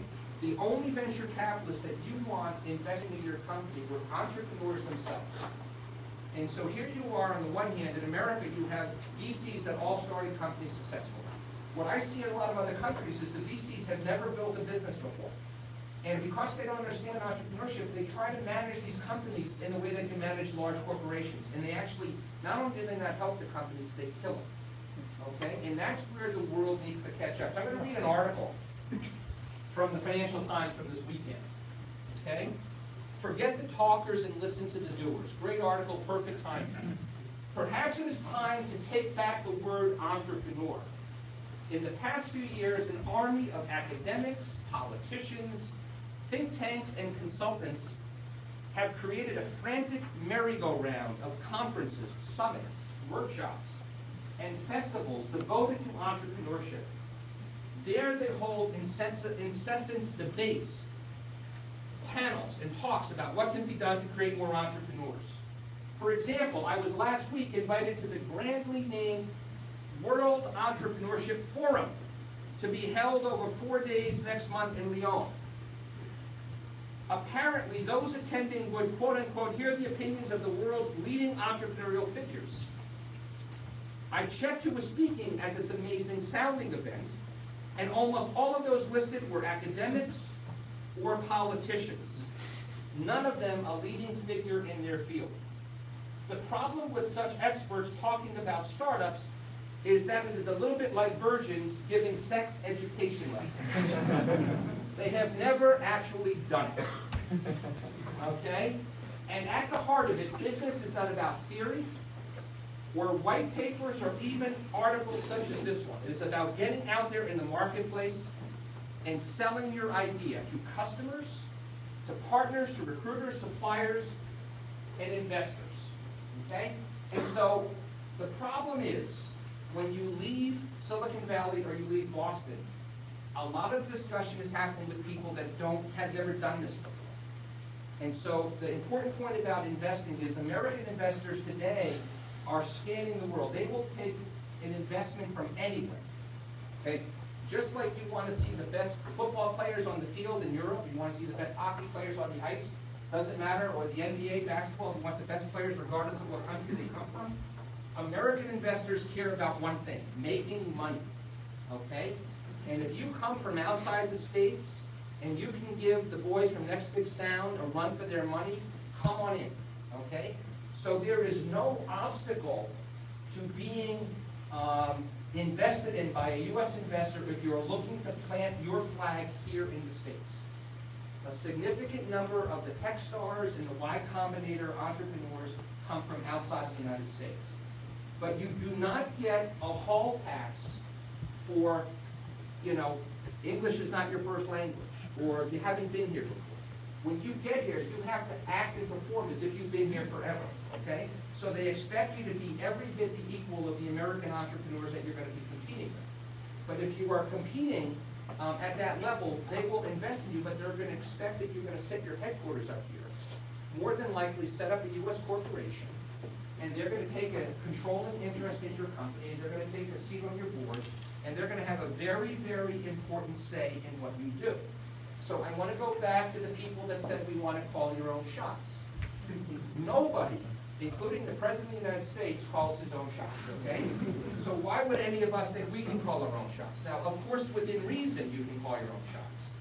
But you are not going to be a company that is a serious company that wants to have global ambition and scale if you're not willing to invite in investors that are going to have a say in the business. And I assure you, these men, mostly men, yes, a few women, but mostly men still, right? So although women have penetrated the world of entrepreneurship, unfortunately, they have not necessarily done the same in the world of venture capital, okay? That will change, but it will take some time. These are mostly men that went to Harvard and Stanford. These are mostly men that have had incredible success in their entrepreneurial careers. They have an ego. They have an opinion. They are not shy about sharing that opinion. And so the important thing that you have to recognize is that when you allow someone to invest in your company, it has to go far beyond the financial transaction. You better like one another. You better trust one another. You better respect one another. And you better share a vision for where you're taking the company. So in the class that Daniel took, one of the books I assigned was called Founders' Dilemmas. Okay? Founders' Dilemmas, book that was literally written just May, 6 months old. Awesome book, but it's all about how the founding team needs to have a high degree of alignment and vision, and the founding with one another, right? So all the founders better be on the same page, but then the founding team better align with the investors, okay? And the problem is that oftentimes entrepreneurs get desperate and they take the first money that comes along. And they take the price down the road. It's like picking the wrong spouse, because once an investor is in your company, they ain't going away. Okay? They're there. And if you don't get along with them, it's a long road. And if you're not having fun with them, you're the one who has to suffer the consequences. So there's a lot of discussion. I'll have more discussion specifically around venture capital. But to the point, Sergio, I think I'm addressing your point, is more than likely if you want to get investment from outside the country, they're happy to bring it in. It's rare that they will invest in you to go outside. Now, in Israel, for example, every American venture firm of any scale has an Israeli arm. So it's very possible that you would then have, let's say, Greylock here or Battery Ventures here. They would say, okay, let's bring that idea to Israel. Okay? But more than likely, you're going to wind up going into Latin America with Endeavor, for example. Okay? Linda Rotenberg. And she's going to be somebody that will help you go into Latin America. Or you go into Europe with the Reimer brothers out of Index Ventures. But it's a very, very limited set of people. Okay? So, Sergio, did I address that enough? To start, is there anything else I can... Yes, is there... I mean, VCs are very local. Well, they're starting to develop, but yeah. How far do they try to reach? Like, do they have like chapters? No chapters somewhere else. Normally, what happens is, VCs are no more perfect than anybody else. So there was a period where India was sort of in transcendence, and a lot of VC funds set up in India, and then things changed and they shut down shop. A small number of them set up shop in China. Okay, but in general, most American VC firms have an office in Silicon Valley or San Francisco, and maybe Boston. Right, the trend has been they'll have now in Boston and San Francisco, typically, and very, very few will have offices in Israel. And that's about it. Okay. So to pitch an idea, you need to come to Silicon Valley or Boston or whatever. If you want to grow your business in the States, but if you want to grow your business in Mexico, you're going to have to go deal with investors in Mexico in general. Okay? Because it's not a market American VCs understand very well. Right? So just to be very clear, American investors are going to look, they want you to be global, but they want you to get your start here in the States. That's what they're looking at. They could use a chapter to attract talent and then bring it to the States. Yeah, and again, it's not a chapter. I mean, these are partners. It's a partnership, like law firms or accounting firms, they're partners. So in a venture capital firm, it's got to be a unanimous decision. Every partner has to agree. So it's not like they're affiliates or they're loosely related. They are all sitting at an investment meeting every Monday morning, literally every Monday, making a decision, do we invest or not invest? So you've got to get the whole partnership on board. And sometimes it's 4 people, sometimes it's 6 people, sometimes it's 8 people. And sometimes just one partner that doesn't like your deal and they don't go forward. But it's mostly an American phenomenon. Just regarding Sergio's comment, in Brazil, there's in Campinas. Campinas is a city near São Paulo. They have many startups. Yeah. And there are people here in the Silicon Valley that spend the whole month here trying to raise venture capital. And they go to Brazil once a month just to see how to invest this venture capital from Silicon Valley. So some people like to invest in Brazilian startups. Maybe that can happen with Mexican ones. I don't know. I don't know who these people are, but it happens. They have trade missions, right? It's kind of a trade mission. Yeah. All right, I'm going to try to go and address all this point about the Holy Trinity. Okay. Still here, all this? Okay. Let's see if I can find the slide. DC.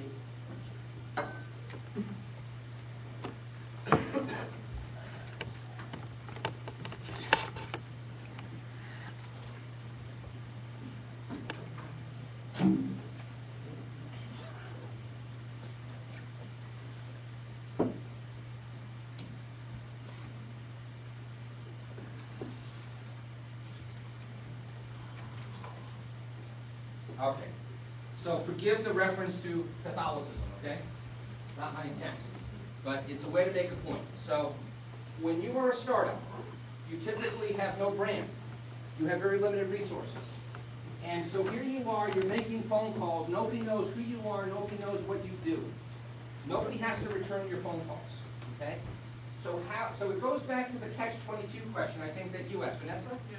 Right, so the catch-22 question is, and in the Cover It case, we saw a little bit of this, right? So what did Jeremy do in the Cover It case? He stretched the truth. He told some of the advertisers that he had more schools than he really did, right? You remember that? I know it's only 3 weeks ago, it seems like ancient history, right? But this is the challenge of being an entrepreneur. You want to get a job, but you have no experience, right? It's the same exact thing. I want to get a customer, but I got no customers. So how do I get a customer? Because they don't want you to have a reference, right? So if you are a customer, in the words of Jeffrey Moore, there's a small number of customers that are willing to take risk and buy from startups. What do we call those kinds of customers? Early adopters. Early adopters. Who said that? Thank you. Early adopters, right? So early adopters are willing to take arrows in the back. Okay? So, the reason that I believe this is so important, and I did a TV interview about this, it was about a 15-minute interview, is that it's not about you, it's about the ecosystem that you bring to the discussion. So the single most important thing that you can bring to the discussion is the ability to say that we have very important customers, we have very important strategic partners, and we have very important influencers. And by definition, because their brands are credible, that endorsement value is conferred onto us. So we're drafting. I'm not a big NASCAR fan. Okay, but for those of you who like F1 or racing, drafting is when you get behind someone and the aerodynamics become such that you get pulled along. So that's really the analogy. You're being pulled along, okay? And so one of the things that's important is when you're looking to create your first customer relationships, often what a startup has, like Cover It, is they have focus, they have agility, they have incredible purpose. And so here's a company called Rackspace, okay? And often the way that a startup, a new venture distinguishes itself is it works a lot harder for its customers than big incumbents do. So just read this, okay? We considered our mission in life to ensure that your experience as a Rackspace cloud customer is exactly what you expect it to be. Easy, reliable, heck, even fun. You'll get round-the-clock access to friendly technical experts who are passionate about the cloud by phone, live chat, email, or an online ticket.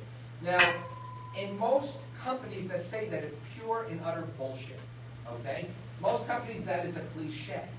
But Rackspace walks the talk. They live the brand promise, such that every quarter, the employee that delivers the best level of service is brought on stage and he's given a straitjacket. Now, if you don't know what a straitjacket is, in the old days, if someone was insane and they needed to be physically restrained, you would put a straitjacket on them as you brought them to the mental institution, okay? So a straitjacket is a tongue-in-cheek colloquialism to say that they were so insane, they gave such great service that, we actually had to tie them down. And so Rackspace has a reputation of being an extremely customer-focused company. So they have distinguished themselves by their culture. We talked about Zappos in class. So as Rackspace does this in the business-to-business space, Zappos does this in the business-to-consumer space. So they have distinguished themselves with their customers because they've walked the extra mile, okay? And so I'm going to maybe show you in a couple of minutes very different video. A Danish customer, a Danish company who I've been advising, who's in the industrial space, and their customer is on YouTube talking about the fact that they are 10,000 times better than their competition, okay? Wow. Now, that's not necessarily going to happen in the mobile space, okay? But in the industrial process space, it's possible. So that is gold. And I think we will show you that video, because I actually think it's quite instructive. So you want to put your customers out front. Rather than you tell your story, because you're biased. You have a business card, that says, of course I'm going to say good stuff about my company. What else am I going to say? I'm not going to say my company sucks, right? My competitors might say that, but I won't. So what I've often done, this happened right in San Francisco, I put my best customers out front. I'm there moderating a panel over at the Moscone Center, and basically I'm asking my customers to give case study testimonials about what it was like to use our product. Let your customers tell your story. They do it much better than you can. Okay? Yes, Gustavo. The ones who went to Dreamforce saw that this guy, the owner of Dreamforce, is what he does. Say it louder, Gustavo. We're on camera. The people who went to Dreamforce know that this guy, the owner of Dreamforce, is what he does. He went to his customer and said, how do we work for you? Right. That people say how Dreamforce works for the business. Right. It's not Dreamforce, Salesforce.com. And Dreamforce is just a massively scaled example of what I'm talking about. So for those of you who I allowed to leave class early to go to Dreamforce, I hope it was worthwhile. But the bottom line is Dreamforce is exactly this principle. All right? They brought 90,000 people from all over the world to stand up and say Salesforce.com is awesome. Okay? And you're talking about Mark Benioff, I assume, the CEO of Salesforce.com, right? So, great, Gustavo, you're a great strength, okay? So Salesforce.com, great example, okay? So, another thing that you want to do is you want to show that not only do you have great customers, but you're a partner. Because there's no more miracles to be had. I think we're going to give up on that screen, okay? There you are.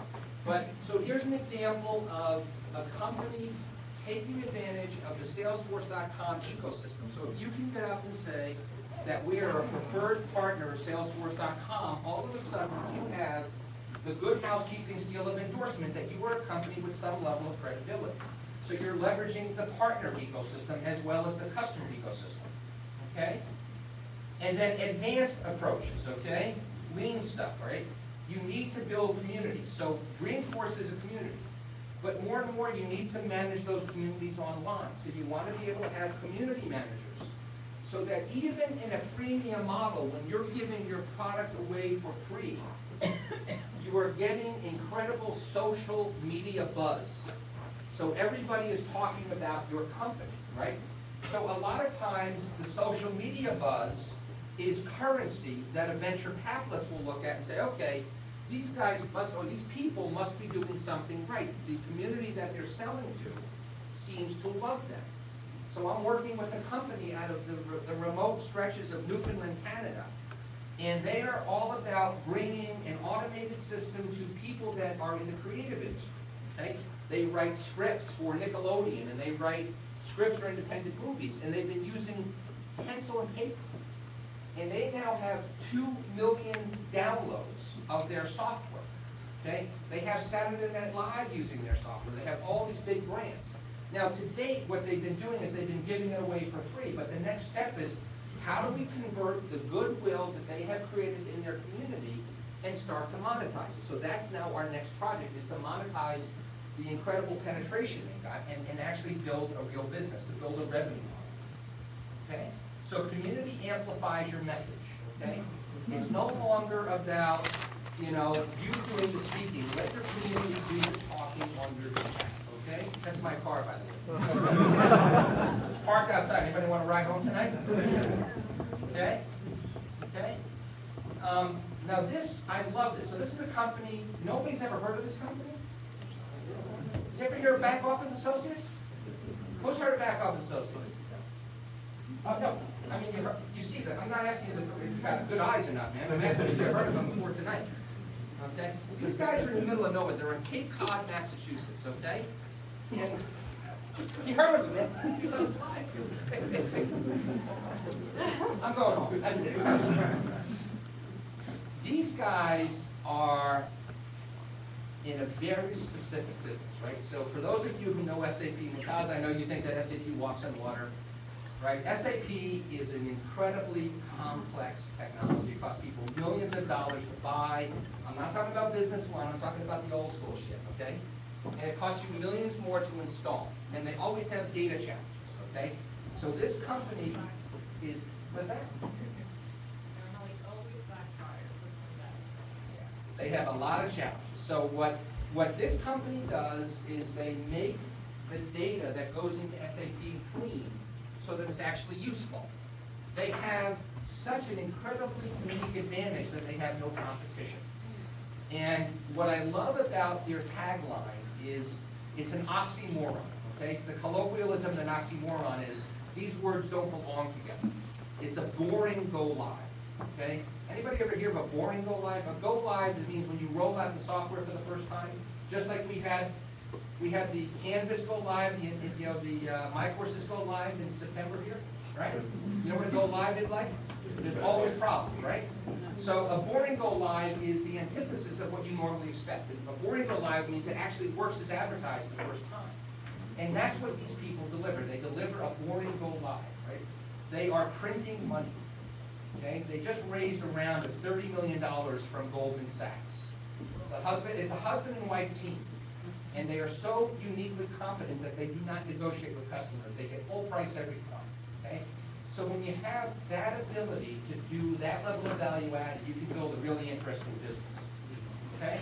So, Olga, does that address the Holy Trinity question? So, great customers, right? Early adopter customers, partner ecosystem, you're a Dreamforce. And then the third piece, okay, I'm gonna clear the room. For those of you who need to go, let me let everybody who needs to go, and we'll keep going, okay? All right, good night, guys.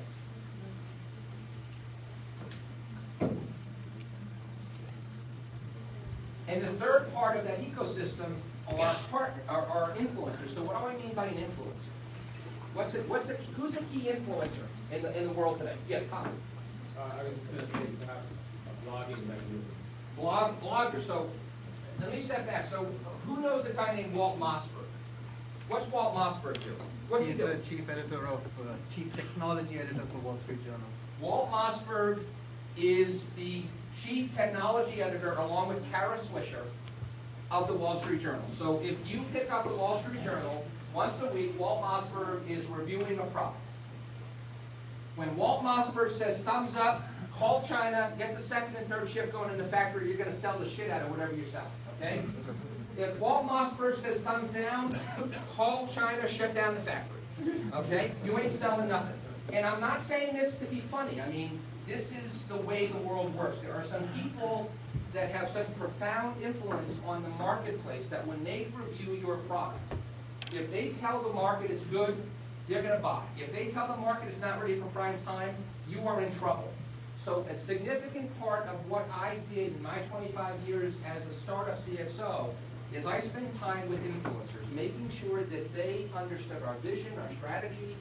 I connected them with our customers, I connected them with our partners, and I made them feel confident that we were building a company in the way they would build a company. Okay? So there's a million Walt Mossbergs out there. Nobody's probably as well known as him because of the platform. But I don't care what industry. If you're in mobile, you're in education, you're in telecom, you're in medical, you're in social, there are influencers that are so important to you that if you do not win their confidence in their favor, you are fighting an uphill battle. So that's the Holy Trinity, okay? You got to get those three people on board. Let me talk about key challenges, and I'm going to wrap up on all the funding questions, okay? So key challenges, right? He's talking about key challenges. Where do we begin? Okay? The most important thing that you have to recognize, maybe I should just bring up a slide here. Let me see if I can find a slide to speak to. When you're talking about this, one of the things I mentioned in that video was the only thing that's constant is change. Yeah, sure. How do you keep an eye on that? All right, I'm going to try to bring up a slide. See if I can find the slide I'm looking for. All right, deeply.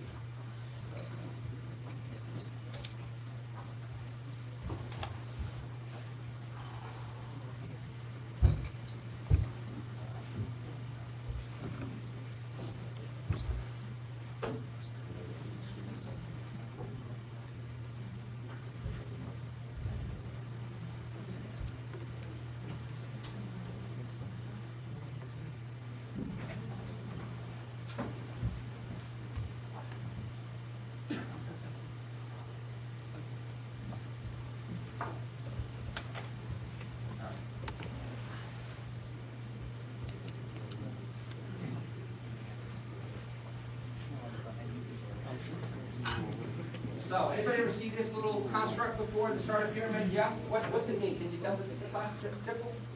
If you don't want, that's okay. All right. All right. Okay. So, this is, I'm going to try to answer your question as concisely as I can. And the thing that you have to understand is, we talked about design thinking, okay? So we had a whole class on design thinking. We went to the Ferry Building, and you're doing this Apple anthropology, and you're going to these other stores, and you're trying to do all this cross-pollination stuff, right? And the whole point is you're trying to understand. In my MSCs, we talked a lot about reverse innovation today. We saw 3 great entrepreneurs on the video about trying to understand how to solve eye care problems and infectious disease problems in emerging countries, right? So we're trying to anticipate the problems that our target customer has. So we go back to our business model canvas. The first thing we always start with was our customer segment, right? And the relationship we're trying to build. So the way that a lot of companies go wrong is they assume that they have a solution when they've never defined the problem. So if you ask my friend Daniel, when we started the new business venture class in Boston in May of last year, May 4th of this past year, 6 months ago, I asked all the students in the team and the class to come up and pitch 2 ideas. And to a person, nobody pitched a problem. Everybody pitched a solution, okay? Backwards, upside down, inverted, okay? People were imposing their ideas on the market. That's not the way it's supposed to work. So the first problem is, I don't know why it is the way it is, but it seems to defy human nature. We seem to be much more comfortable imposing our view on the world than letting the world tell us what it needs. I'm not quite sure why it is that way, but just trust me, I've been doing this for a long time, it's the way it is. The second thing that happened was I purposely gave the class an entire week between 2 sessions with strong encouragement to go into the market and to test their idea and to validate or invalidate. How many teams went into the market? I had, 12 teams in the class? 0. Okay?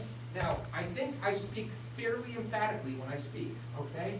And I told the students, go into the market and validate your ideas. No one did it. To the point where I actually had to change the syllabus to allow them to go back into the market and validate their ideas. Wouldn't you know, most of them came back and said, oh shit, there's no market for my idea. Every single team changed their idea, okay? So the first challenge is, rather than impose your will on the market and live in the ivory tower and pretend that, you know everything, you have to have the humility of a child. And that is not easy for people, okay? So the whole point of this pyramid is to talk about the fact that there is one mission and only one mission for a startup. And that is to achieve product market fit. And product market fit, very simply stated, is until we figure out a problem that the market is dying to solve, and until we can prove beyond the shadow of a doubt that we have come up with a solution that uniquely solves the problem, and the customer is willing to pay us for that solution, we are nowhere. And until we get high levels of confidence that we have achieved product market fit, we should not hire people, we should not raise venture capital, we should not rent new office space, we should not lease company cars, we should not go out and drink on the company money. Okay? This is the only thing that matters. And the biggest challenge is that most companies don't ever get to product market fit. They never get there. So you may remember when I put up the slides about Edison during our first class for design thinking, I talked about the fact that Edison was a unique inventor in that he didn't believe in eureka inventions. He believed in creating 1,000 experiments and learning from every one. Okay? And he didn't view it as failure, he viewed it as learning. And you want to apply Edison's thinking to the startup period. And that's what the lean startup is all about. So that was the second book I assigned to the class that Daniel took. So I'm going to just answer it this very simple. Let's assume for now that none of you are going to be able to get to this challenge for at least the next week. Okay? So we'll assume that you're going to spend more time thinking about product market fit. And then we'll talk about other scaling challenges. Okay? That's the single biggest challenge And most companies never solve it, and they go away.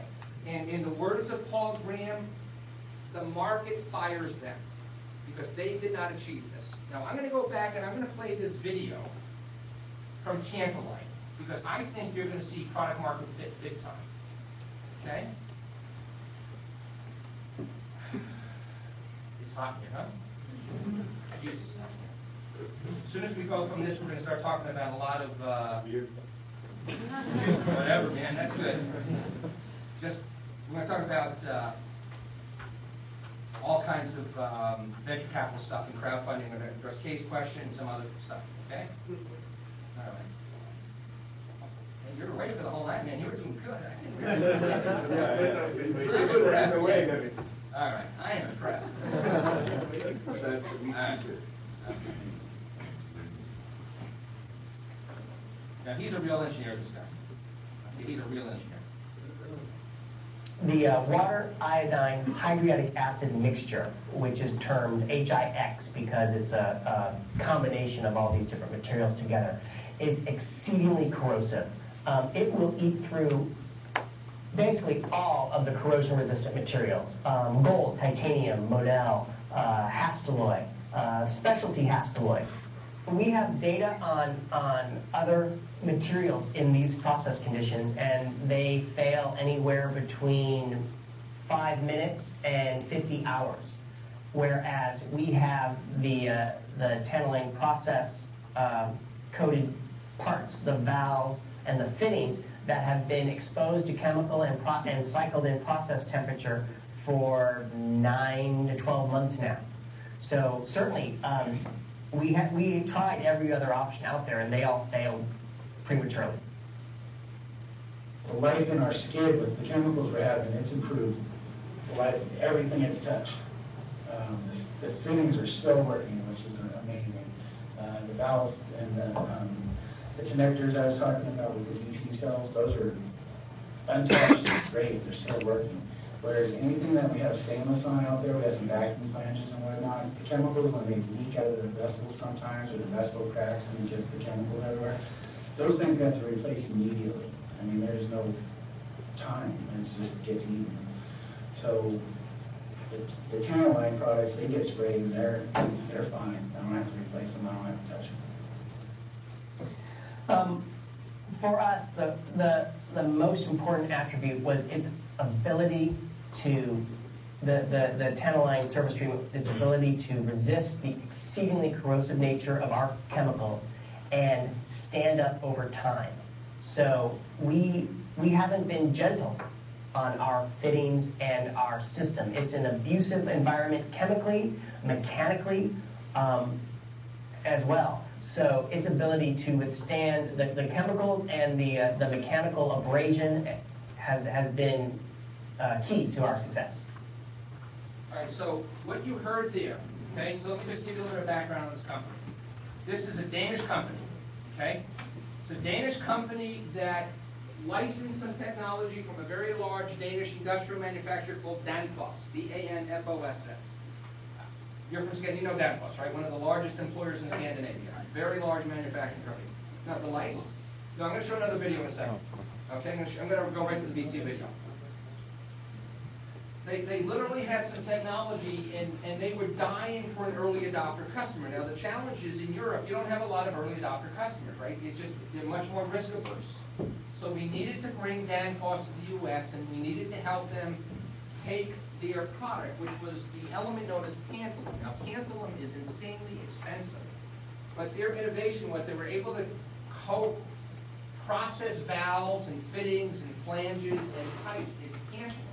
And so in a very highly acidic process where you're pushing sulfuric acid through a pipe, as you heard, all of the competitive solutions would fail in 5 minutes, okay? The acid would actually eat through the pipe.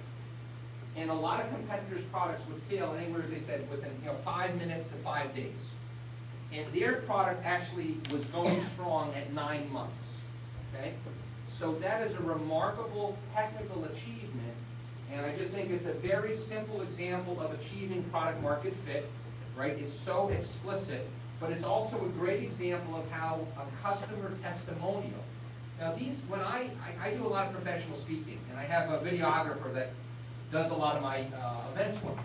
And when he first saw that, he said, oh my God, it looks like they were in the basement of the CIA and they were being interrogated just before they got waterboarded, right? Because there was such an ugly production experience, right? But that's the whole point. These are freaking process engineers, okay? They don't wear Hugo Boss suits to work. They wear, they wear clothes that process engineers wear. They look like process engineers. They're not scripted. This is not some commercial. These guys are living and dying by whether they keep this plant running. So they are highly credible. So you put these people on YouTube, and one customer, this is the Catch-22, Vanessa, you get one customer that's very demanding, General Atomics in San Diego, to say, Tantaline is awesome. All of a sudden, 20 customers want to talk to Tantaline. So that's how you break through the Catch-22. Okay? Now, I'm going to show you a video that pokes fun at venture capitalists, and then we're going to spend the last 15 minutes talking about venture capital, and we're done, okay?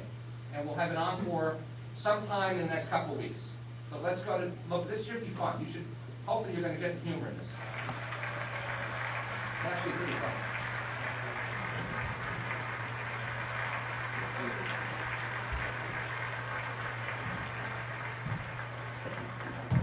The tech stores, yes. They give us some stomach just like this.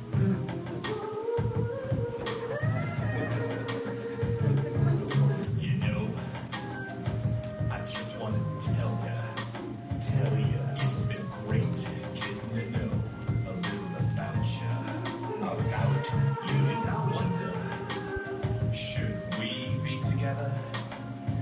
Should we commit to each other for today and forever? Hey, you've been on my mind. Been at least a few hours since I've seen your slides. Since I met you at the Rosewood, or was it South by? Time for us to talk about our future lives. I know you want me. I might want you too. Let's share your deepest secrets and find if I can trust in you. I like you, just maybe. You've got a clue. Be my partners on a Monday. We'll see if they can dig you too. Cause I'm a VC, I'm a VC. I drive around the streets and I need a sushi. I'm a VC. Oh, who are you? Cause I'm a VC, I'm a VC. It takes more than PowerPoint slides to impress me. I'm a VC.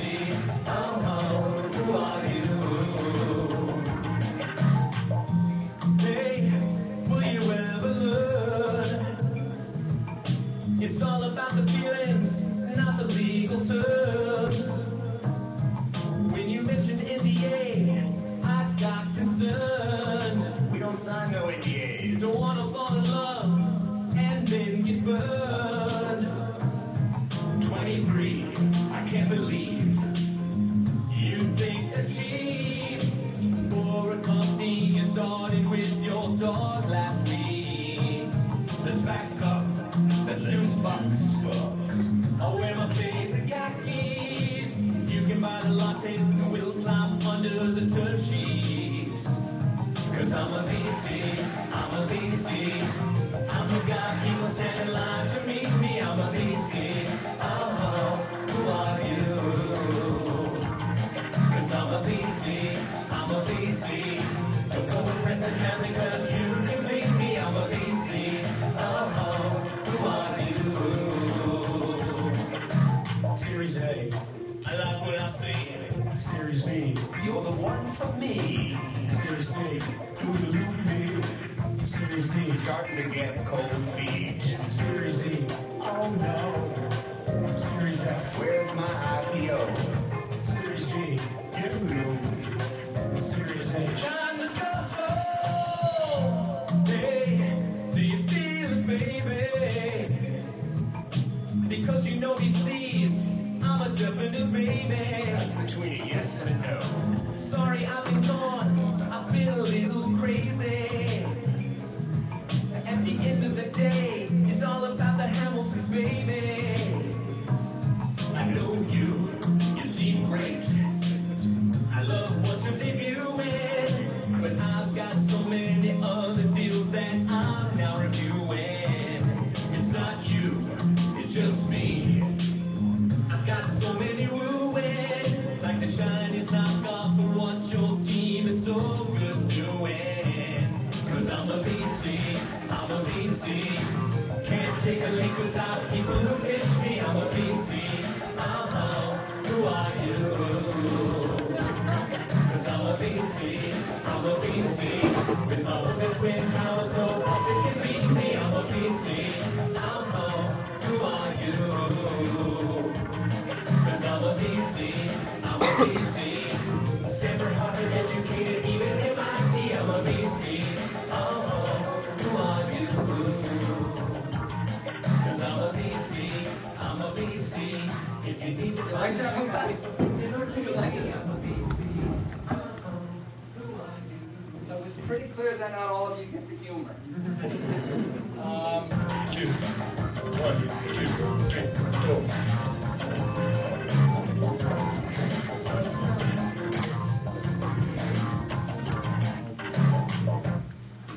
So this is a group of guys that started the Techstars Fund, okay?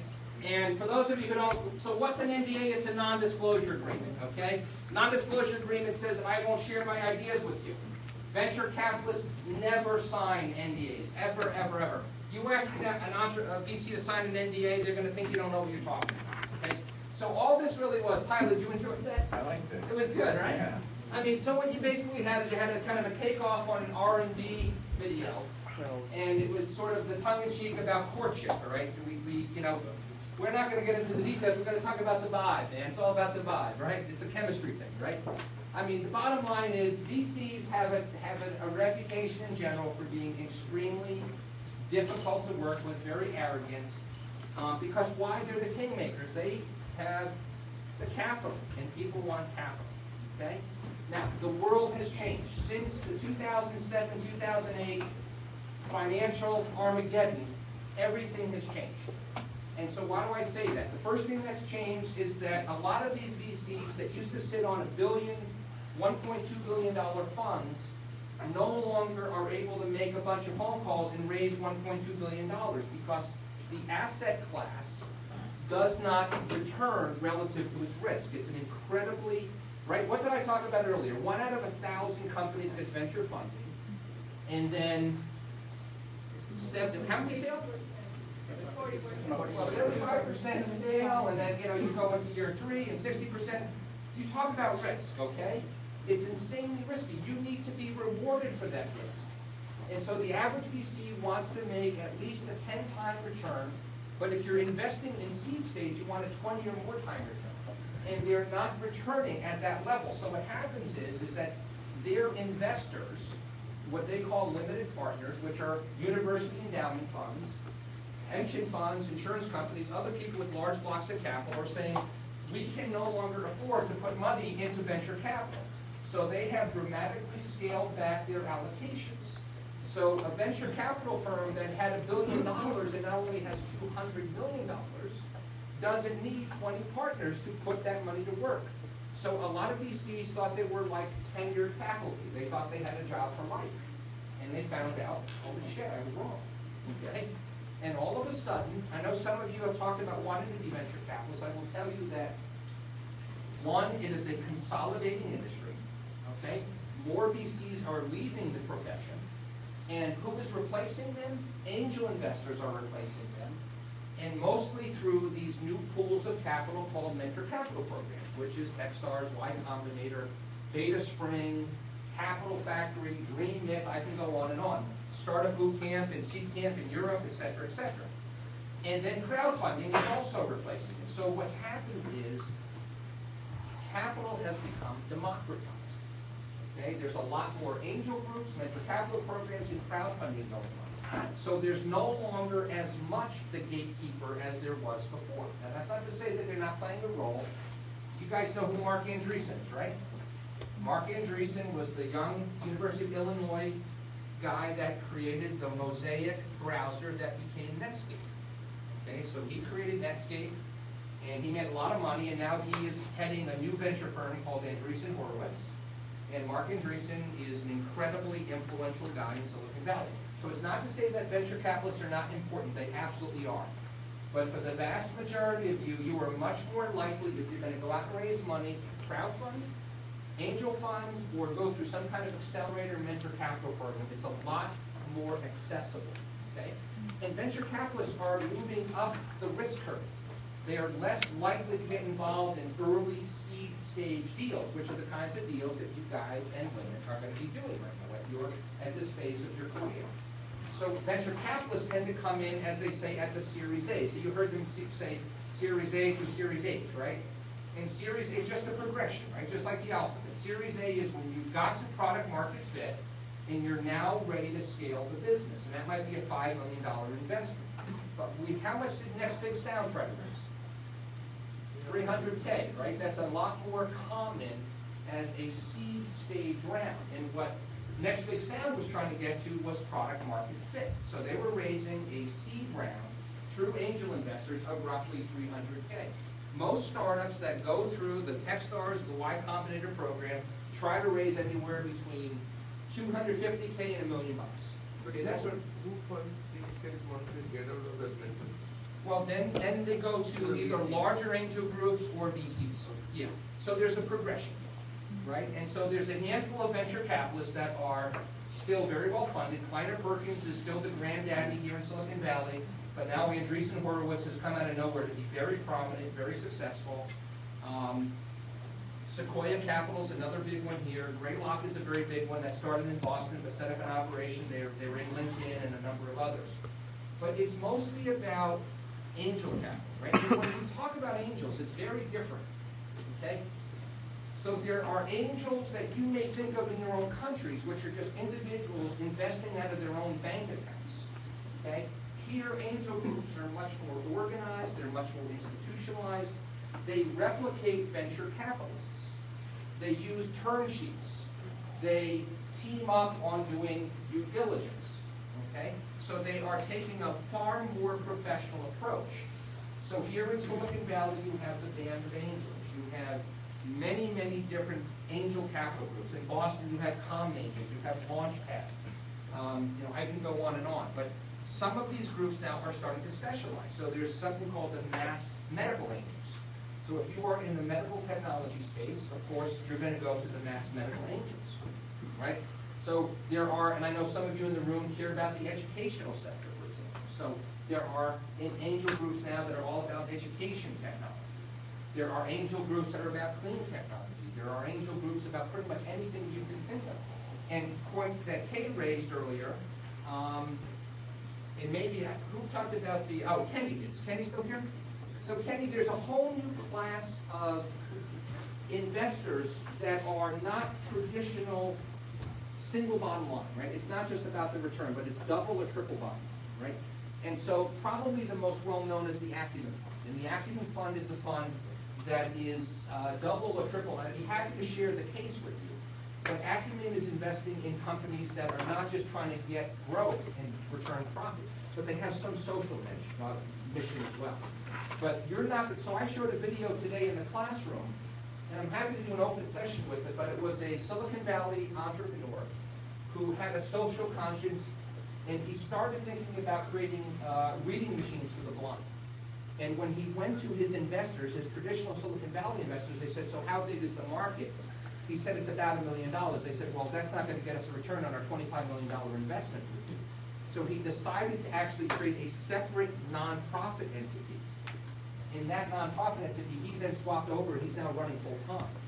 And so his mission is to deliver these reading machines for the blind all over the world. But his traditional investors would not invest in that, so he had to seek other needs. Okay? So they're very separate worlds in general. Now, Kay asked about crowdfunding. Okay?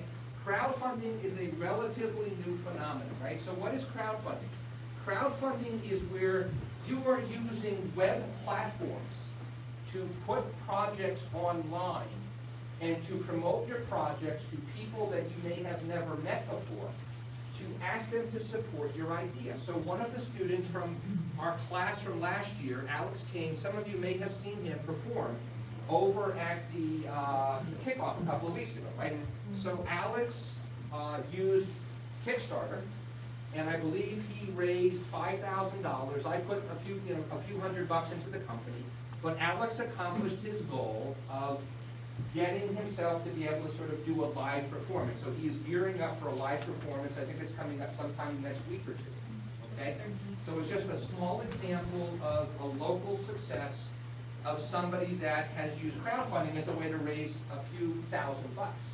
But I can tell you that some software companies have raised up to $10 million on crowdfunding sites. So the biggest one by far is Kickstarter.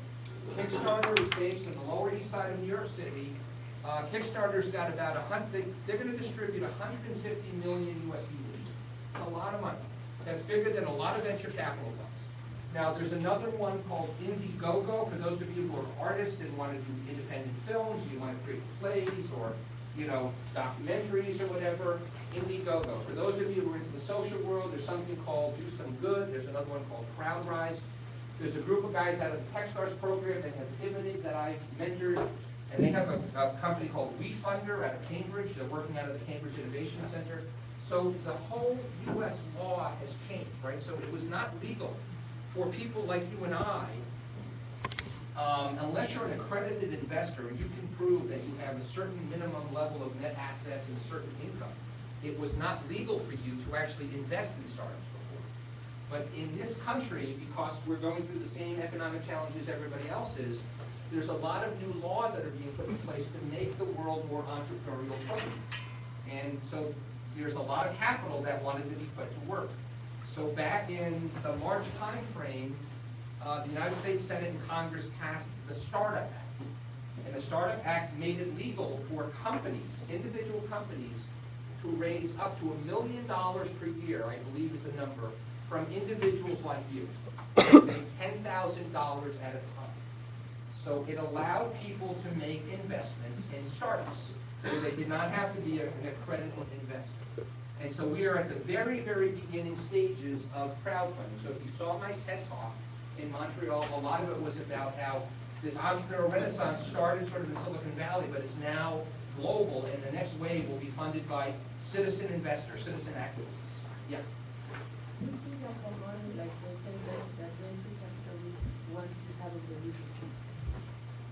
You saw the series A, B, C, D, E, F, right? First of all, there are some rules of thumb, but when you go through a mentor capital program like Techstars or Y Combinator, which is fairly unique, they'll take 7% of the company. But if you start getting into more serious investment, they could take 20 to 25% in the first round. And very quickly, they are the majority owners of the company. Okay, so it's very likely that at some point they'll own 40% or more of the company. And with each round that you go for, if you go to Series B, you grow the company, you want more capital infusion. You're selling more equity, you're giving up more stock, and they're taking more of the company. So at every stage of investment, you are making the decision, is the investment trade-off compared to the dilution that I'm getting worthwhile, right? Is the investment these guys are making and the control they're taking, is it worth it this phase? Okay? So you're always sharing the strategic discussions with your investors. And there comes a point where it's no longer your company. And in fact, it's never, the minute you bring in an outside investor, it's never your company, right?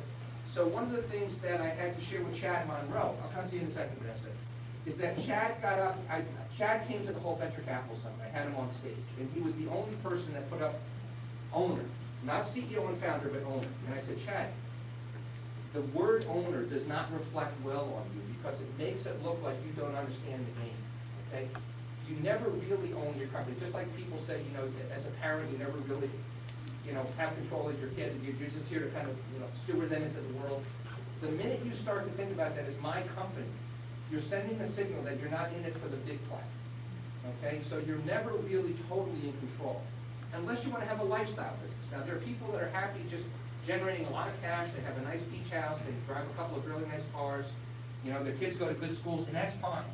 But what we're talking about here is a very different play. It's all about dramatically growing the business and dominating your market.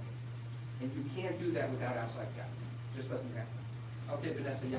Yeah, trying to clarify, how does it's working with the current capital raise and the stock that people invest in any startup? Like, if I want to invest in any startup through the mechanism you just mentioned? Yeah, I'm not sure if I totally understand the question, but all I'm saying is that you can now you can become a subscriber to Kickstarter. And you will get emails from Kickstarter every day saying these are new projects that have come up, and you can decide to go and invest money in those companies. Okay?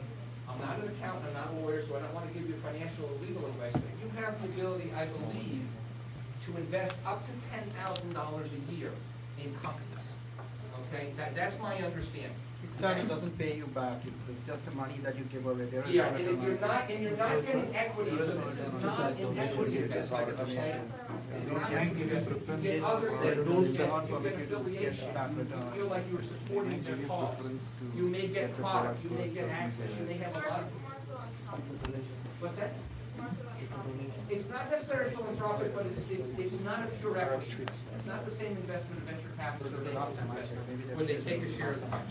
We're going to start winding down quickly. I want to go to one more question. Yeah. Okay. All right. So how do you protect an idea? Okay. Okay. All right. So how do you protect an idea? And this will be the subject of another completely, 1 hour at least event, right? So every market is different. If you're in the medical device business, if you're in the pharmaceutical business, you better have an IP strategy. You better have a damn good IP law firm. And of course, you're going to be filing patents, okay? And there's a provisional patent and there's a full patent. And what a provisional patent does is it gives you the ability to sort of be the first person to sort of a stake in the ground. And you have a year to get your technical house in order and to begin to file your full patent, okay?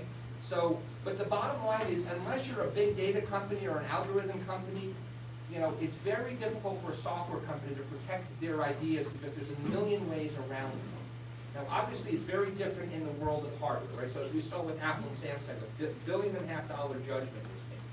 So there are also trademarks, there are copyrights, there are process patents.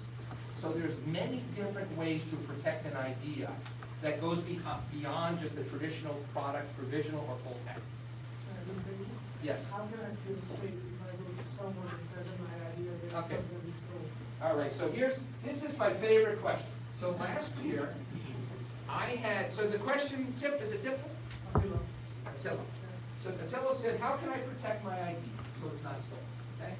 Now, last year in this very room, I had a room full of 80 masters in digital marketing students. Now it's called MIN. Okay, last year was MDM. And I asked them, how many of you pay for music? Not a single hand went up. I asked them, how many of you pay for movies? A single hand went up. Okay? And then about 5 minutes later, someone said, how do I protect my idea? And I said, does anybody see the irony in that question? Okay? And so the bottom line is, the system is based on trust. Venture capitalists in this country will not sign a non-disclosure agreement, period. So, caveat emptor, in Latin, buyer beware. Everybody has a track record, everybody has a reputation. If a venture capitalist, yes, you want to answer for me? Okay, if a venture capitalist betrays somebody and steals their idea, in the new social media world, it will take about 3 seconds for people to know. So you still have to be careful. I'm not saying that you just have to go out and be promiscuous, right? You want to be as cautious as you can be because everyone has a track record. But you need to check out the people you're doing business with, right? If you don't ask a VC for their references, you're crazy. All right? So you've got to be very wary of how you share your idea, how much you share at what time, right? So that was part of the comedy in that video was, we're going to get to know each other, right? You're going to sort of let me know everything about you on the first date, right? And of course, you got to be very careful with that. So there's no perfect answer. A lot of it is just judgment, and you were doing a lot of background checking to make sure the people you're doing business with are worthy of your trust. Okay, go for it. I think many people who didn't talk about their ideas before have this impression, hey, my idea is not safe if I talk about it. Yeah. But once you get used to talking about it, you figure out if your idea is stolen right away, once you tell somebody, then it's not worthwhile following it. Because usually it's your team's unique ability to implement this idea that makes you outstanding, not the idea only as such. Yeah, right. I mean, at the end of the day, very few ideas are protected. So we saw the social network, right? Now, did Mark Zuckerberg come up with the idea for Facebook? No. The Winklevoss brothers did, okay? It's mostly about execution. So the thing that you have to understand is Thomas Edison was right. It's 1% inspiration and 99% perspiration, okay? It's about execution. That's why people sleep on cots and in sleeping bags, because they're trying to go faster than everybody else. That's the ethos of Silicon Valley. Very few ideas are not copyable. You don't get, so maybe it's a perfect setup for the last question I'll answer. We'll take a break because we're running 15 minutes late. VC evaluation, Gustavo asked. So what's the criteria that they use? Okay? There is no, like anything else, there's no absolute truth, there's no silver bullet. But if you are in the web business, you better be able to demonstrate. So we saw the numbers at Next Big Sound. So Next Big Sound achieved that level of business critical mass in 80 days. Okay? That's mind-boggling. Okay? That's why people give up 7% of their company to spend 90 days in the mentor capital program. Because the acceleration that you get from the mentorship and from the number of connections you get to customers and partners is worth it. So today, if you are raising money in a web company or a mobile company, you have to demonstrate that you have achieved a high level of market traction. Okay? And they want to see hundreds of thousands of downloads. They want to see customers that are actually using the product. They want to call customer references and ask them what they think about the product. They would love to see the kind of testimonial that Tantaline got from those two process engineers. Okay? So the criteria are increasingly moving beyond. Now, I'm not talking about a mentor capital program. You can go into Y Combinator based on an idea, because they don't care about your idea. They care about you. They're looking into your soul. If you read the most recent issue of Vanity Fair, there's an awesome interview, and they have this young entrepreneur that came in, and it's the same story all the time. They don't give it the end. The idea changed 5 times in 3 weeks. What you didn't see at the beginning of this is their idea changed, from the minute they got to Techstars until it changes all the time. What they're looking for in the Mentor Capital program is really hard-working, smart people. They want to see the character. They want to see if you measure up to Chad Manuel. That's what they're looking for. Whether you can work as a team. They want to see that the business person and the technical person have chemistry. They don't want to make it look like the technical people are in a cage, right? They don't want to see what they call engineering a cage. They want to see that you are partners, that you and your technology colleague are partners, that you are able to share ideas, that you're colleagues, that you collaborate, that you're collegial. So they're looking for that at the mentor capital level. When you get to the venture capital level, they're looking for real hardcore business metric proof that you got something, that it's not just an idea. So the phrase is, show me, don't tell me. And show me means show me the numbers, show me the metrics. Okay? So I've been talking for 2 hours and 20 minutes. I'm done. All right, I hope this was helpful.